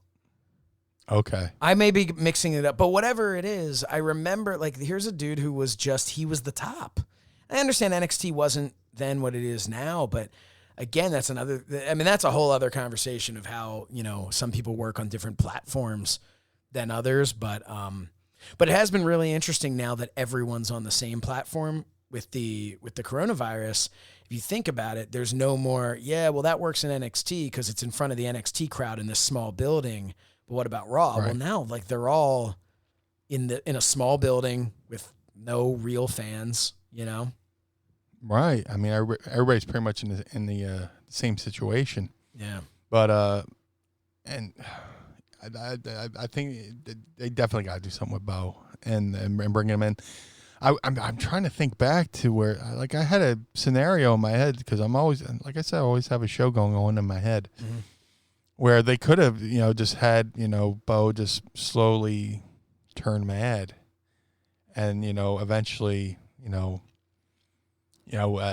Bray comes out and they have to reveal that they're brothers. I'm pretty sure that the audience knows, but it hasn't been acknowledged publicly. Well, I mean, they kind of did the one thing where the B team did the parody, yes, and then Bo did the parody of Bray, and it was just spot on. And the crowd just ate it up. It was so cool. But I mean, you have it right there at your disposal to expand. The Wyatt universe and stuff like that, and just they haven't done it. I wish they would. And especially now, I mean, they've released the two other members, not counting Braun Strowman, but the two other members of the Wyatt family. And you see, Right. you know, and everybody's got that whole like, when they leave, they want to see them jump to AEW. And the reason for that is because it's the second largest platform. And you look at, and it's a fresh start for people. And you get that opportunity like Brody Lee or FTR or people like that. It reminds me of the, you know, WWF and WCW days and ECW days where someone would jump ship, so to speak, you know, and it was just so cool. Like I would remember thinking like everything from like, I wonder what kind of gear they're going to have. Right. Like, I mean, that was a big thing for me when the NWO, cause we're just past the anniversary of that. When the NWO first debuted, cause I've always been weird. My friends have always made fun of me for like, I'm like, oh, he's got new gear. He's got new gear. But one of my thoughts the whole time was just like, everyone's like, who's the third member? Who's the third member? And I'm like, what kind of gear are they going to wear? Because he can't wear Razor Ramon and Diesel stuff. So what the hell are they going to wear? And then I remember they came out what they were wearing. I was like, oh man, that doesn't look good. That was my thought. Scott Hall had it said like Outsiders, but it like started at like the middle in the front and like wrapped around the back. Like it was just very bizarre. And for a long time, they always just looked like they had like knockoff versions of their WWF stuff. But that's a whole other story for a whole other episode. Yeah, and like you said, everybody expects, you know, you leave WWE now, they expect you to go to AEW. But back in the day, it was like, you know, not even back in the day, but like more recently, if you left WWE, oh, he's going to TNA, you know, stuff like that. So it's just... it's always just where are they going to pop up next? Where are we going to see them? And that's fun. I mean, and that's good for the talent to have options like that, you know? Right. Hey, oh, no, what were you going to say? No, it would be good to see... I would like to see... I mean, I wish wrestling was back to where you could just, you know, walk about freely and all that stuff, you know, but with the virus and stuff. But it would be cool to see, you know, one person just do it where they're just hopping around from promotion to promotion. But so I would love to see the revival and like do the studio wrestling for the NWA and stuff like that. Then maybe pop up a Ring of Honor. There's the rumor that they're on like a short-term deal. But I don't know. I mean, you know, I read it on the internet. It doesn't mean crap. But hey, I have two questions. One, and we can touch on this in a couple weeks once it happens. But so I'm filming on Monday. I'm filming this month's episode of So Says Shernoff, and one of the things that we're going to be discussing in the headlines is this eye for an eye match. I don't even know. No pun intended. I don't even know what to make of it. I just was curious. Like, I'm all for the cinematic stuff that they're doing, and I'm all for. And some people could argue, how is that any less realistic than the Bray Wyatt John Cena thing, which I loved, the Firefly Funhouse match? Same here. But there's like suspension of disbelief, and then there's like, and here's my feeling on it. If they did something really well where they shot it in a way and it looked like his eye like came out, they're going to be your fans who are going to believe it. They're going to be the people like us who could try and suspend disbelief and just be like, oh man, that was put together really well. The same way, like, you know, if someone loses an eye in a TV show, you know, like you can get into it. It's like The Walking Dead. Exactly. Carl lost his eye. They put an eye patch on him. And it was it was an emotional thing when it happened, and you're really invested in it. And you know the actor didn't lose his eye, and it wasn't like when he showed up on something else that I'm just like, wait a minute, I call bullshit. You know, like I got it, but I think it's the promotion of it that makes it so absurd. The fact that it's like, it's an eye for an eye match. The winner is the one who removes the eyeball from his opponent. I'm like, the fuck? Like, what are you guys doing here? I read it, and then I like took off my glasses. I rubbed my eyes, and then I reread it, and then I removed my glasses again, and then I wiped my glasses on my shirt to make sure there wasn't like something like some goofy thing going on with my glasses. I put my glasses on again. I read that. I was like, okay, because in wrestling, I mean, they've done angles with blinding people, like, you know, the Freebirds blinded JYD, and they Rick did Martel the and fake Jake out. the Snake. Jake the Snake. Then they did in ECW, Sandman got blinded. Yep. Which turned out to be a ruse, and then, he beat up Tommy Dreamer. There's nothing you could say, blinding temporarily, but to actually remove a limb from, remove something from somebody's body where, how do you pull that off? Because it belittles. They're trying to make this like a real, like the real hatred. They're bringing this up, and it's the way that they're pushing this, but it kills it. It kills anything. Like the fact that this is going to be faked. Because it's going to be faked. Because who in their right mind would sign up for a match like this? And that it's going to, and it would be like, oh, well, it's theater. It's, but I just I don't know. It takes everything. The next time when you see Rey Mysterio cutting the promo, it takes me out of it. It takes me completely out of it. And that's what I'm saying. Had they done the match where they're going to have this this brawl, this no holds barred, and in it someone gets their eye taken out, I'd be like, whoa, what the hell did I just see? I'd be like, right. Okay, let's enjoy this story, and I'd go back to like you talked about with the Freebirds, or you talked about with Jake the Snake or anything. I'd go back to that and say, okay, let's see. Or more recently, with Jon Moxley and Chris Jericho, right, where Jericho stabbed him in the eye and stuff like that. And I'd look at it and go, okay, hey, I'll buy it. I'll let's play along. But it's the idea, for as much as that worked with Jericho and Moxley, and then Moxley and Santana, had they just been it was one thing when Moxley's like, I'm going to take your eye, and you're just like, oh man, okay, I'll get behind this story. It wasn't like, and now we have a sanctioned eye for an eye match where you must remove your opponent's eyeball. I don't know. I just wanted to bring it up, popped in my head. Just what sanctioning body would say, please disfigure my your opponent? I mean, I could see having an unsanctioned match where anything goes. We don't know what this match is going to be so dangerous. We're not going to sanction it. We're not going to, but not like they do it. They lower the lights and they raise the lights. Okay, now this is the unsanctioned part of the show, and we have a referee not in a WWE logo shirt, just in a plain black tee to officiate the match and stuff like that. What sanctioned body would want purposely to? We're going to have this person must get his fingers chopped off. This is whatever you're thinking. Just who would want to sanction that? It's just bizarre. Yeah, it's bizarre, and it's I want to defend wrestling as much as possible, but then things happen in wrestling where I just go, I can't. I got nothing. And that's the thing. I just throw my hands up. I got nothing. And that's the thing that's always kind of bothered me. And I've talked about on my show before that, I wish there was a way to just almost start fresh and just say, okay, we're going to have our theater wrestling over here, right? And we're going to have our sport-based wrestling over here. And we can start to build, call it kayfabe or whatever, we can start to build that back up where this becomes much more believable, because we're acknowledging that this on the other side isn't the same thing, that it's a theatrical representation of pro wrestling, but pro wrestling is something different. It's so tough to believe in anything when you see, and that's kind of some of the arguments that have gone on. Like Jim Cornette has argued about his, all his stuff. And I don't, agree with his manner of speaking sometimes and some of the other things, but the delivery, right. The delivery, but the intent is there where you just look and you go, well, you've killed, I'm sorry for all the talk about how the Young Bucks killed the business because they super kicked a kid or whatever it was.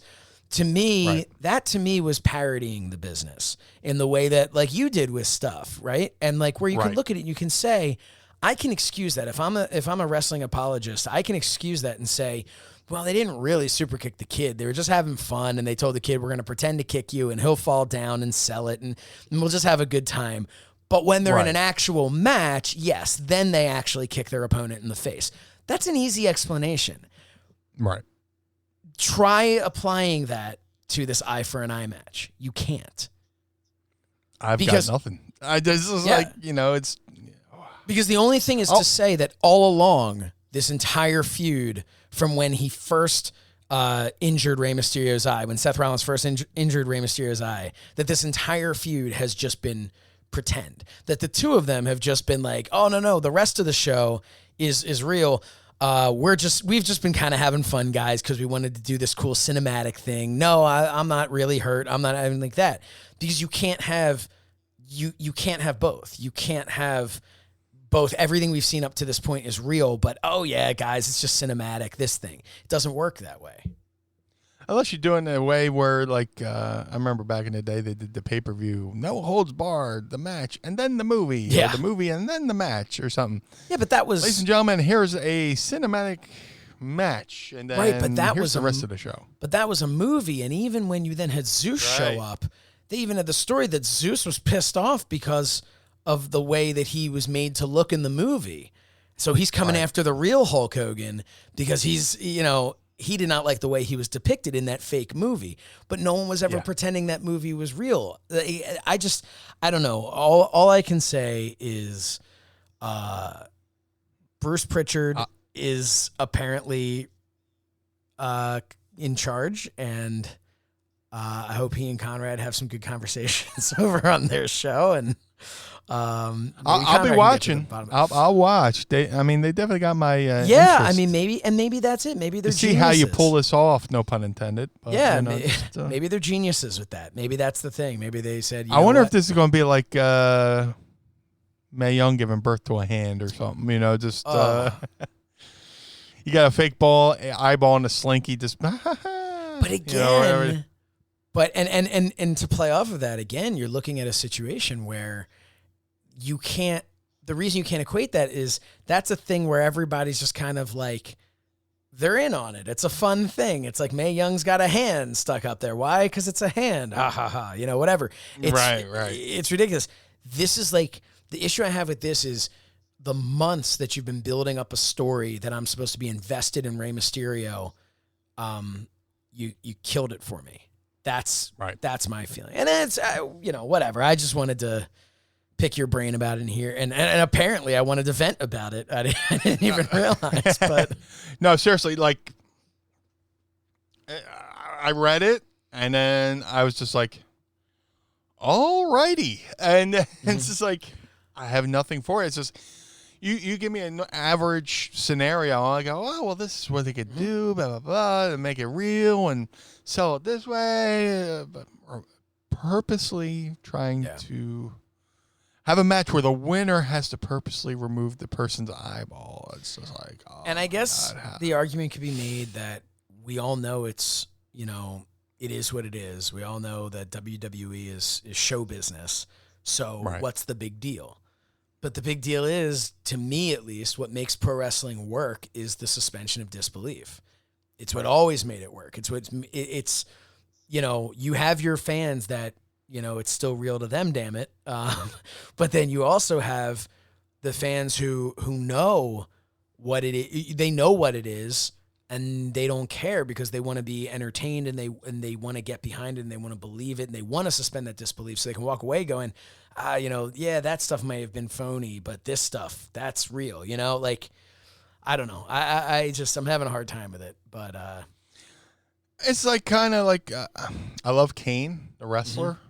I love the Kane, the character. I love Glenn. And then like when the character first came out, it was awesome. Yeah. It was like another version of Jason Voorhees kind of thing. No, he was in a fire as a kid. And he had to wear the mask, and he had to talk with a voice box. But then, like, the kid who was in the fire slowly starts wearing tank tops, and there's like no. And I believe, did he have skin? Did he have skin grafts? I believe their explanation when he finally had his mask removed and everything was that the scars were mental and emotional, and he thought that he was scarred and everything. Oh, so it's more psychosomatic than But gotcha. So that makes sense, and that's cool. And I missed that. I missed that part of the story. Right, but you know what? But again, it's a story like that with Kane. Like someone could listen to what I'm saying with that, but it's for instance, like when I remember when Kane electrocuted Shane McMahon's balls. And like, aside from the fact that like, I'm pretty sure you could have like killed him from doing that, not just like, you know, frying his balls. But then Shane's off like having all these kids, and like there was just it's things like that where you're just like, all right, what are you doing? And I just sometimes, I know it's tough when you're in your own bubble. WWE is very much a bubble, and I know they're working hard. And I'm not that guy who goes on the internet and is like, oh, the WWE, they don't care about whatever. There's a reason they're doing it. They think it's going to work, but I don't know. I don't get it. I don't understand. I am going to watch, so maybe that's the answer. Maybe that's it. Right. Maybe it's we'll promote something so outlandish to get people to watch, and at last second they go, you know, they take away that stipulation or I don't know, something like that. I don't know how they're going to pull it off or pull it out. Yeah. No pun intended. But yeah, man. It's a whole big bucket of what the fuck. Yep. Well said. Hey, I've been asking you a bunch of questions, your opinion. What do you think about asking Meanie anything? Go ahead. All right. It's time to ask Meanie anything. All right, let's do it. I don't want to step over the ID there for the Ask Meanie Anything. That fucking pops me every time. So we've got some fun. We got a bunch of fun questions, and we're kind of good on time here. We're only around the 2-hour mark, and so people expect more from us. So I'm just gonna kind of go through here and see what some of these best ones are. So the first one comes from Wrestling Should Be Fun, at WSB Fun.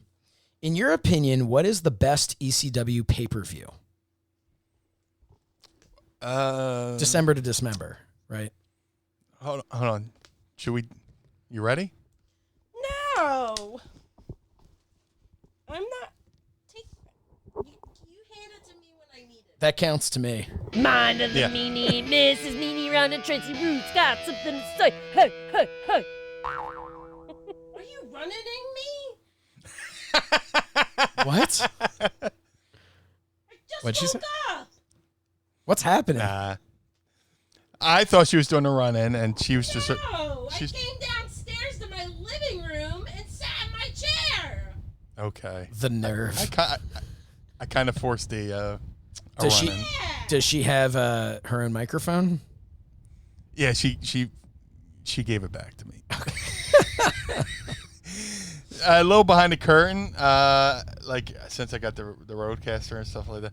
Another cheap plug. I was like, I can hook up another mic, and we have a specialty Mrs. Meanie run-in mic, and I'll hook it up and all that. So I put it on her chair. So when she came in, I just slide up the. I'll just turn that down. Oh, I didn't know it wasn't on. No, it was on. I just got. Hold on. Say, I got your. I'm just playing with the volume, but. So I figured, to properly mic the run. I would have another mic set up. So she saw and immediately said, just take this. Wow. So it's just like. Well, even though. I anything to say. I came downstairs to my living room. Oh, my God. Even though Mrs. Meanie was not willing to run in, I still think that she deserves. I just came downstairs to my own living room, and I had nothing to say. I just wanted to sit in my chair, and there was a microphone on it. This is the first time that I've ever actually seen. Like that I've ever actually seen her come into the frame of the video. Yeah. But you know what? Hold on. So when I tuned in to what you were saying, it actually sounded like you were on a completely different show. Like really? It sounded like you were being interviewed by somebody, so I stayed upstairs and I was like playing with my tablet and like drawing and stuff. Because like it sounded like you were talking to somebody different. Oh. It sounded like you were talking to somebody professional. On a show. It was weird. I'm not saying it was bad. I was like creeping around like I don't want to interrupt. She didn't. She thought I was doing like maybe another podcast, and she didn't want to do her run-in on another show because she's brand specific. Yes. To us. And you know what? I think now is a good time for us to promote on her behalf the Mrs. Meanie Run-In Vesticle series, episode 3, which is part 2 of episode 2. And that did get a little confusing for me when I was like trying to figure out how to say that. So I I don't know. But yeah, episodes 1 and 2 are up, or episodes 1, 2, and 3 are up. Parts 1 and 2 of the Attitude Era vest are up. Very cool. Some twists and turns. Possibly my favorite part is the go ahead. the previously. That popped me right away on episode 2. But yeah, that's going strong over on our youtube.com/Mind of the Meanie. You can go into, it's got its own little folder there for the Mrs. Meanie run-ins, and those are cool. Any new ones coming soon? What do we think? Mrs. Meanie's been she's been kicking ass. She got a new camera specifically for her Mrs. Meanie run-in videos and stuff like that. She's got a couple different ideas that she's working on. No spoilers here, but she's been doing really good, man. I only have one idea. Give me ideas, people. Hey, Give her ideas. if you have ideas for Mrs. Meanie, shoot them over. Tricky Me Vomit on Twitter. Or you can leave a comment on the YouTube video like nobody's doing. Hey, Leave a comment. nobody's leaving comments, but you've got a lot of thumbs up there. Yeah. Very proud. Seriously, very proud because The only thing I was just going to say, the thing that I've noticed as far as comments, you're going to get comments when people are being douchebags. When people just enjoy something, for whatever reason, it's significantly less that they'll take the time to comment because they're just, but you know, you never know. Maybe they're just thinking, oh, dude, this is so great. And they share it with a friend. But they don't go and put a comment.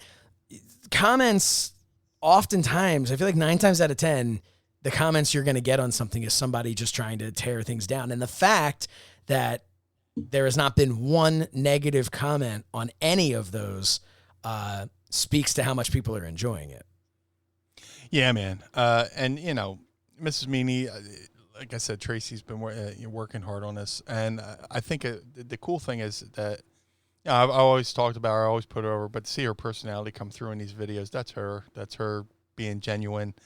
And you would think she's been doing it for years, the way she's done these videos. And a little bit behind the scenes, I mean, she records these and she edits them herself. Yeah. She did her own theme music, her own intro and outro music. And dude, I seriously catch myself fucking singing that song throughout the fucking day. Can I be honest with you? And, I have too. I didn't want to say anything, but I absolutely have as well.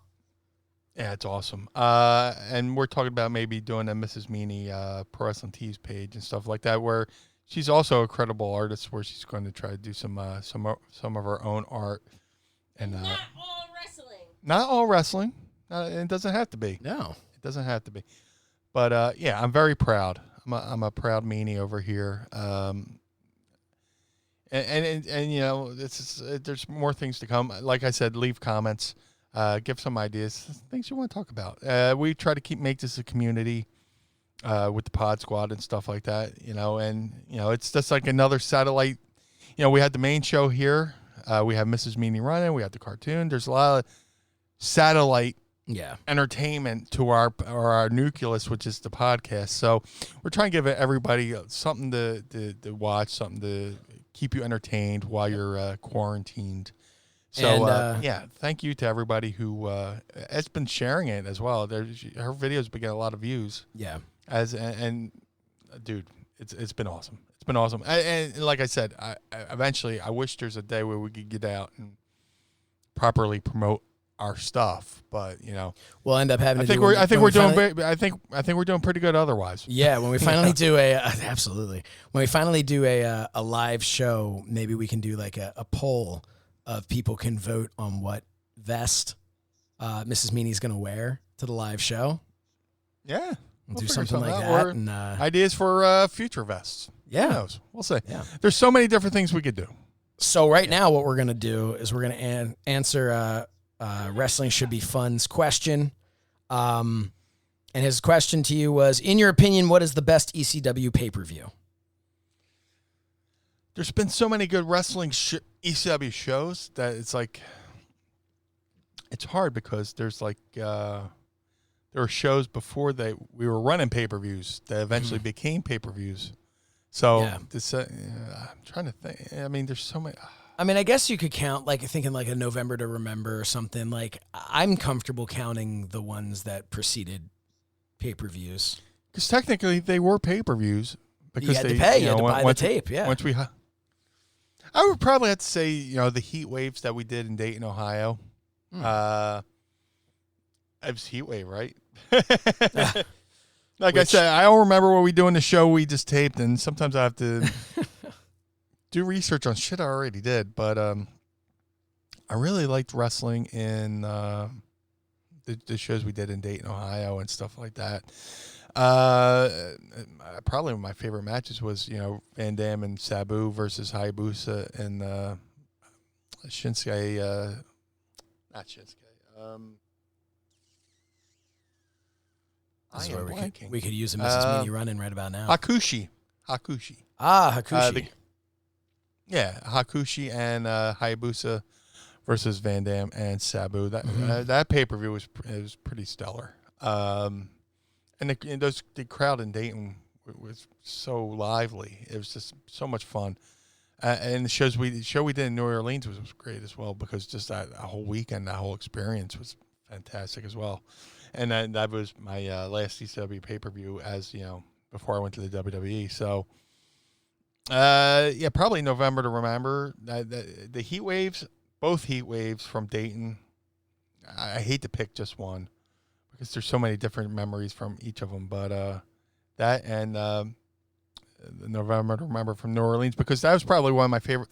As far as personally, my matches, I loved the match of me and Nova versus Danny Doring and Roadkill, because I got to have an on-air interaction with Terry Funk. Yeah. Terry was just going nuts throughout the pay-per-view, and he threatened that he was going to do the double flip off the second rope and stuff like that. So he came out. He started, causing all this chaos during our tag match. He slapped me, which was like, holy shit, his slaps were so hard. And I punched him, and he put himself through the table. And then, we had our match. We did the finish. We got the win over Danny Doring and Roadkill, who were one of my favorite opponents ever. And then, Funk comes back out, lays us out, and he goes out in the second rope, and he goes to do the double flip off the second rope, and he just stands on the second rope and gives the crowd 2 middle fingers. So that was the double flip off the second rope. So I had to go into my mind palace of shows and think about what really cool stuff. From a fan, I loved that tag match with Van Dam and Sabu versus Hayabusa and Hakushi. But as performing on a pay-per-view, it would have to be that November to Remember. 98 from New Orleans, just because that whole experience was in the match, and the activities are surrounding that match, because that show the night before was Halloween, and we were part of the Halloween parade in New Orleans, and we had our own float, and a bunch of us were on this like flatbed truck going down Bourbon Street, and I forget what the parade route was, but a bunch of these ECW guys on the back of a flatbed truck, and it's me, Nova, Axel, Balls, and at one point Mikey Riprock gets on top of the cab of the truck, and he's getting the people, yeah, come on, getting riling everybody up, and the truck driver hit the brakes, and Mikey went ass first through the windshield. Oh God. And it was just like, oh my God, is Mikey still alive? And he gets it back up. And then we had Ulf Herman over from Germany, who was doing shows for ECW, and he's just yelling at the people, come on, like scaring people into throwing beads or stuff like that. People are throwing beads at him. We're supposed to be throwing beads out to the people and stuff like that. So definitely that November to Remember pay-per-view was definitely memorable in so many different ways. So that I probably had the most fun for a pay-per-view November to Remember. It was a little long-winded of an answer, but hey, that was fun. Adam at Adam Scholl 7 asked the question, would you have a match with @the Matt Cardona for the internet title? Would need to be renamed the Podfather title, and has a picture of the Internet Championship, which, by the way, Matt Cardona just recently debuted a new updated Internet Championship belt. Has a different logo on it. So would you maybe I'm just playing Booker Man over here, but maybe BWO Championship versus the Internet Championship? Is that something you'd do? Booker Man. oh my God, absolutely. Matt is beyond creative. Him and Brian they got their own little universe over there, like we have our own little universe over here. Mm-hmm. So if we can, like I said, cross the streams, like we want to do with the front row material guys, where we want to kind of do a crossover. Like I was talking about, how shows do crossovers, or if we could do a crossover with them and have like a little match and stuff like that. Once the world heals itself and we can get back to unsocially distancing or socially undistancing or whatever you want to call it, once we could get back to having a normal world, I would love to do something with them. Yeah. I mean, I'll manage the Blue Meanie. And there'll be shenanigans about and stuff like that. So yeah, I would love to do something with them. That's a no-brainer because I know it'll be fun. Those guys have love and respect for ECW and stuff like that, and they've created their own little world. Not a little world. Trust me, I'm not being sarcastic. I'm not talking down. They've created something really special, and hey, it'd be more of a rub for us than anything. So why not? I mean, those guys are awesome. They're humble guys, for however they truly are, and to see how humble they truly are. It's very cool. Another question here. Well, I guess it's kind of a question. Nasher at G_Nasher 1974. Can I get a happy birthday? Hell, even a follow if you're so inclined. LOL. Cheers, Meanie. So, Meanie? From Nasher? To Nasher. Happy birthday, Nasher. Happy birthday from the blue guy and everybody here at Mind of DeMeanie. Hopefully birthday. It's an excellent one. Stay happy, stay healthy, and stay safe. And if you don't notice anyone following you on social media, don't worry. We have somebody following you in real life. But no, happy birthday, and thanks for tuning in. The last wrestling fan on earth writes, please share with us the artist and title of the song you came out to at Guilty as Charged 2001.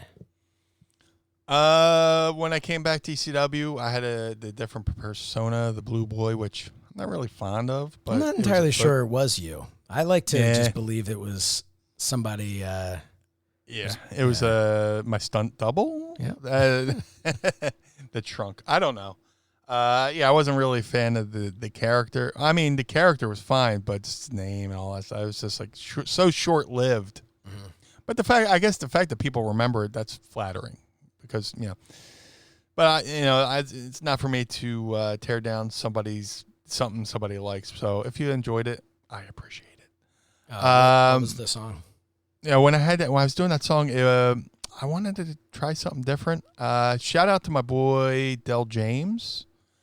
Great author. He works with Guns N' Roses. He has a book called Language of Fear. And inside that book, he wrote a story that inspired the song November Rain. So without him, there would be no November Rain, stuff like that. That being said, he's very creative. And when I was going through this character, I was like, man, I'm trying to do this new thing. Like I met Del back in the AOL days, when people had Instant Messenger and we were part of the grandstand message board area. A lot of people in there. It was me, and Del, my boy Jeremiah, Mike Johnson from Pro Wrestling Insider, and a guy some people might have heard of named Tony Khan. I don't know if anybody have ever heard that guy. I mean, I think he's doing something now. We were all something with football, I think. Football. Yeah. The real football over in England. Soccer. Right? Yeah. Something like that. Sounds familiar. You might have heard of him. Yeah. But we're all part of this small community on the AOL grandstand and doing chats and stuff like that. But knowing that Del was this creative, I was like, and he's a rock and roll guy. He's done stuff with bands like Testament, all that stuff. So it's like, man, I'm doing this character, and it's like kind of a sleazy character. Any idea for a song? He's like, dude, here's the song. And it's a band called The Revolting Cocks. And the Revolting Cocks is, like how I say Mine and Meanie has like satellite shows with the cartoon, Mrs. Meanie. Sure. So The Revolting Cocks was the side project of Al Jorgensen from Ministry, I want to say. Okay. If you haven't heard Ministry, they have their big hit was New World Order, oddly enough. Had nothing to do with the wrestling faction, but they're very like an industrial band, kind of like in a Nine Inch Nails kind of way. Okay. So he had this other band called the Revolting Cocks, or Revolting Cocks, and I think they eventually shortened it because I guess radio refused to play it. And they do a cover of Rod Stewart's "Do You Think I'm Sexy?" And it's like, dude, go get that song, listen to it, and let me know what you think. And back when there was things called record stores, I ran out to Tower Records on South Street here in Philly, bought the CD, came home, and immediately fell in love with it. And the song is totally sleazy. Like my character was supposed to be sleazy, and I needed a sleazy song, and then Del came through in spade. 100%. He had a home run with suggesting this song. And I'm sure you can find it on your favorite, wherever you get music, or iTunes or whatever. Revolting Cocks covering "Do You Think I'm Sexy?" And it's like super sleazy. It's got this really sleazy horn section and stuff like that. So yeah, definitely check it out. Definitely probably one of my favorite ring entrance musics as well. So yeah.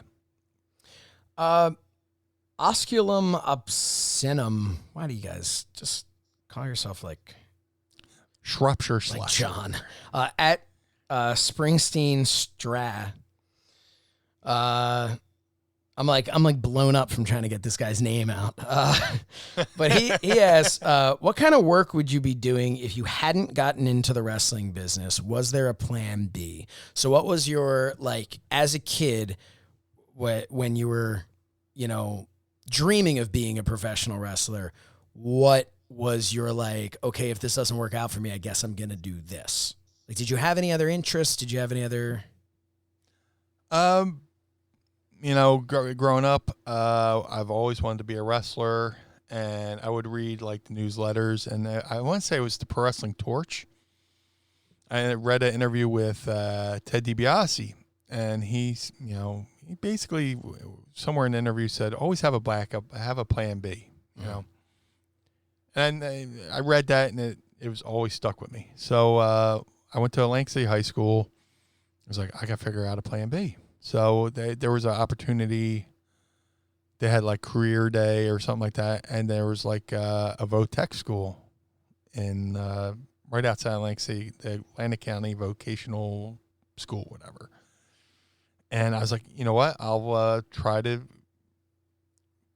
learn a trade. Trying to figure out a trade because I want to be a wrestler, and if it doesn't work, I could do this. Initially, I went to the vocational school. I tried to do electronics, and I lasted about a week. And it was like the people who are in this class already were well advanced more than I was. And I'm just sitting there going, I'm just like looking at my fingers and like, what the fuck are they talking about? All this stuff. And if anything, I got out of that class, I was taking trying to take electronics. The teacher said, "Oh yeah, one day we'll go on a field trip." And some wise ass goes, "Yeah, we'll go to Radio Shack." And that joke that stuck with me for all these years, or something like that. So I was like, "Man, I gotta figure something out." And I had a buddy who was also going there, and he's like, "Man, you should come down to what I'm doing. I'm doing graphic arts."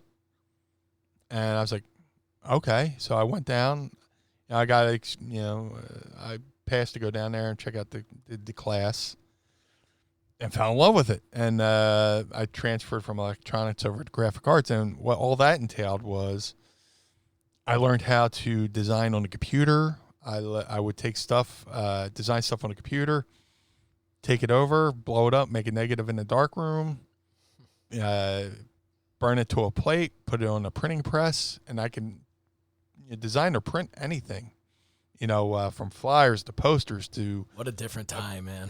That process. Well, who knew that? Like everything I learned there became inundated. Just like you could just do it on the computer and print it, send it to a machine, and it does everything that I had just learned. Yep. I learned how to mix chemicals in a dark room. I learned how to make the negatives. Dude, if that's what we had to do to get Mind of the Meanie shirts out, there would be no Mind of the Meanie shirts right now. Thank God for wrestling tees. I will say the stuff I did learn there carried over to where I've designing my own shirts and stuff like that. I can do design. I can design T-shirts. I just can't print them. And another thing I'm kicking myself for, there was another branch of graphic arts across the hall where they taught them silk screening. I was like, dude, I say to myself every day, I should have just learned how to silk screen, because I got I got to be sitting here in my basement making my own T-shirts and making all the profit myself, if I could I wish I would just learn how to do that. But, I always had a plan B. It wound up being graphic arts. And a lot of it carried over to now, because a lot of the shirts on Pro Wrestling Tees and stuff are shirts I've designed. Mm-hmm. And I always had a backup plan. Shout out to Wade Keller, The Torch, and thank you to Ted DiBiase for the inspiration to get a plan B. Last question here from Mark in Dryden. This is kind of talking more wrestling storyline stuff. When Charlotte ended Asuka's undefeated streak, that was at WrestleMania a couple years ago, was she the right one to end it, and was the timing right? Also, has she been built back up well, in your opinion, she being Asuka? So basically, did you agree with what they did with Asuka's winning streak? I believe, and correct me if I'm wrong, or don't fact check me. I believe she was undefeated. She relinquished the NXT Women's Championship, and she won the Royal Rumble. She went on to wrestle Charlotte for the Women's Championship at WrestleMania, and Charlotte beat her. And she did not win the title, and she lost her winning streak. Do you think that was the right person? That was the right time? And do you believe that Asuka has since then been built back up? That's the tricky thing with win streaks, Look at Goldberg's, Yep. And then, you try to figure out you sit there and you build a streak, like an Undertaker streak. Yeah. Right? Streaks are a tricky thing, Look at Tatanka.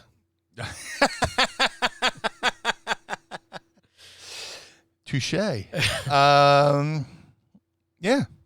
I mean, that's the tricky thing with streaks, right?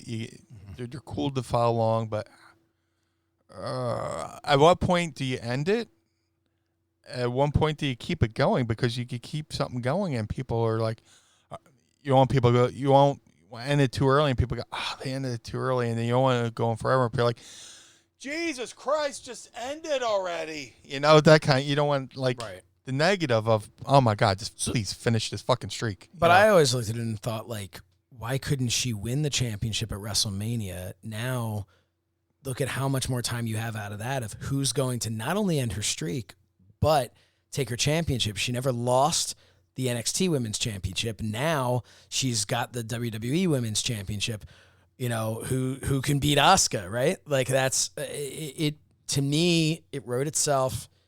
And I think my opinion, and I know they asked you the question, my opinion is that she should not have lost then.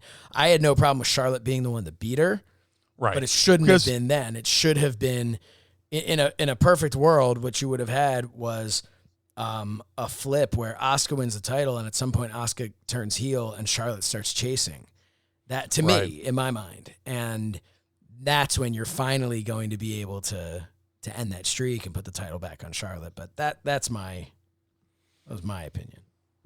No, and I mean, Asuka's one of my favorite wrestlers too. So I wanted her to. I personally, as a fan, I wanted to see her win the title. Oscar's one of my favorite rappers.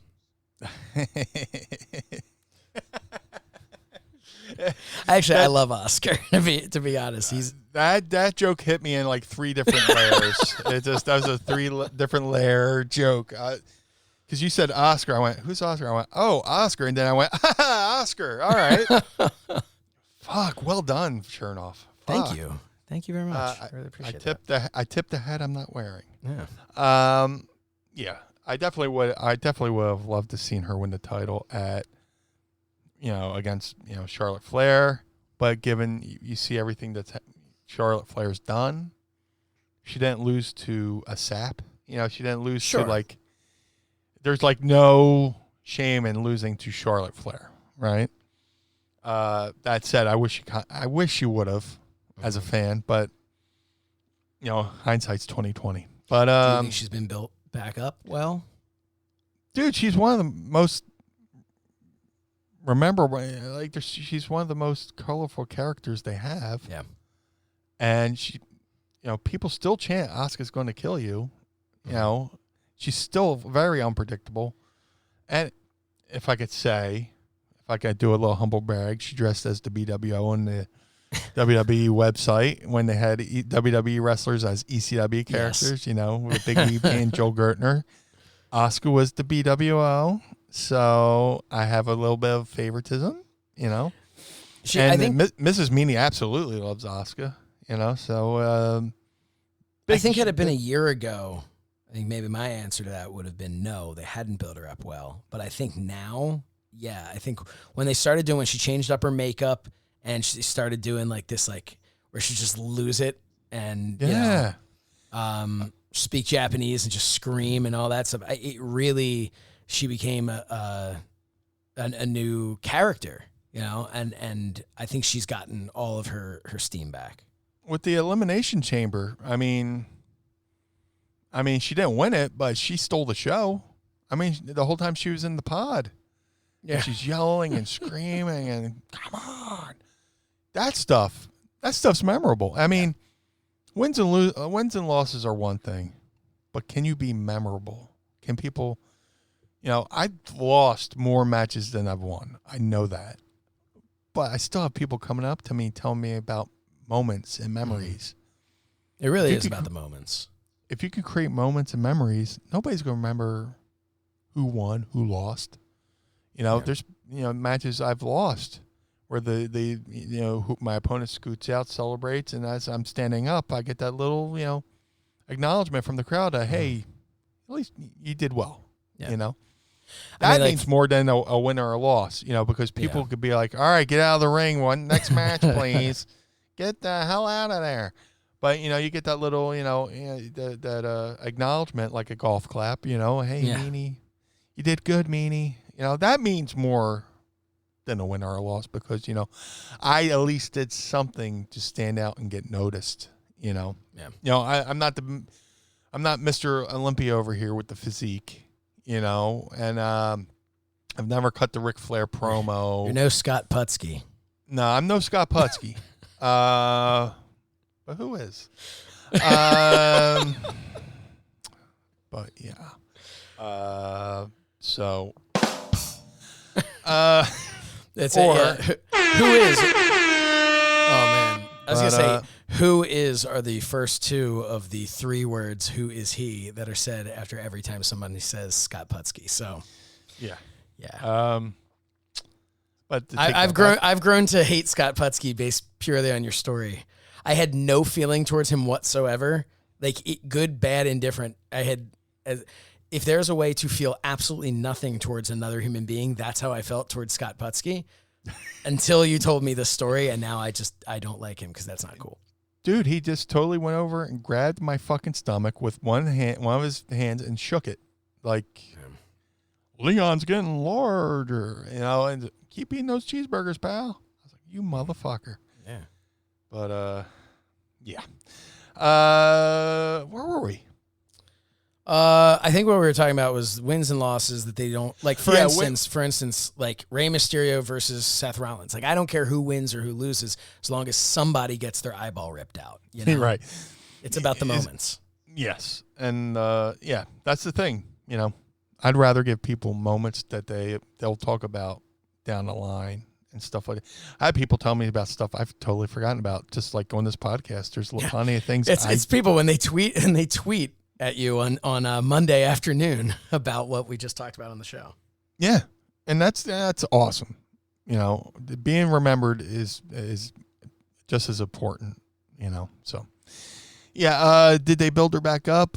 I think so. I mean, it took a little bit, but here we are, and she's the champion. She's been, singles champion, tag champion. You know, and she's one of the most charismatic, colorful characters. Yeah. You know, she's awesome. So yeah, she's very entertaining to watch. Yeah, she's the one that, you know, you leave the TV. She's not a channel changer. You know, She doesn't have that where you let me see what's on the other channel.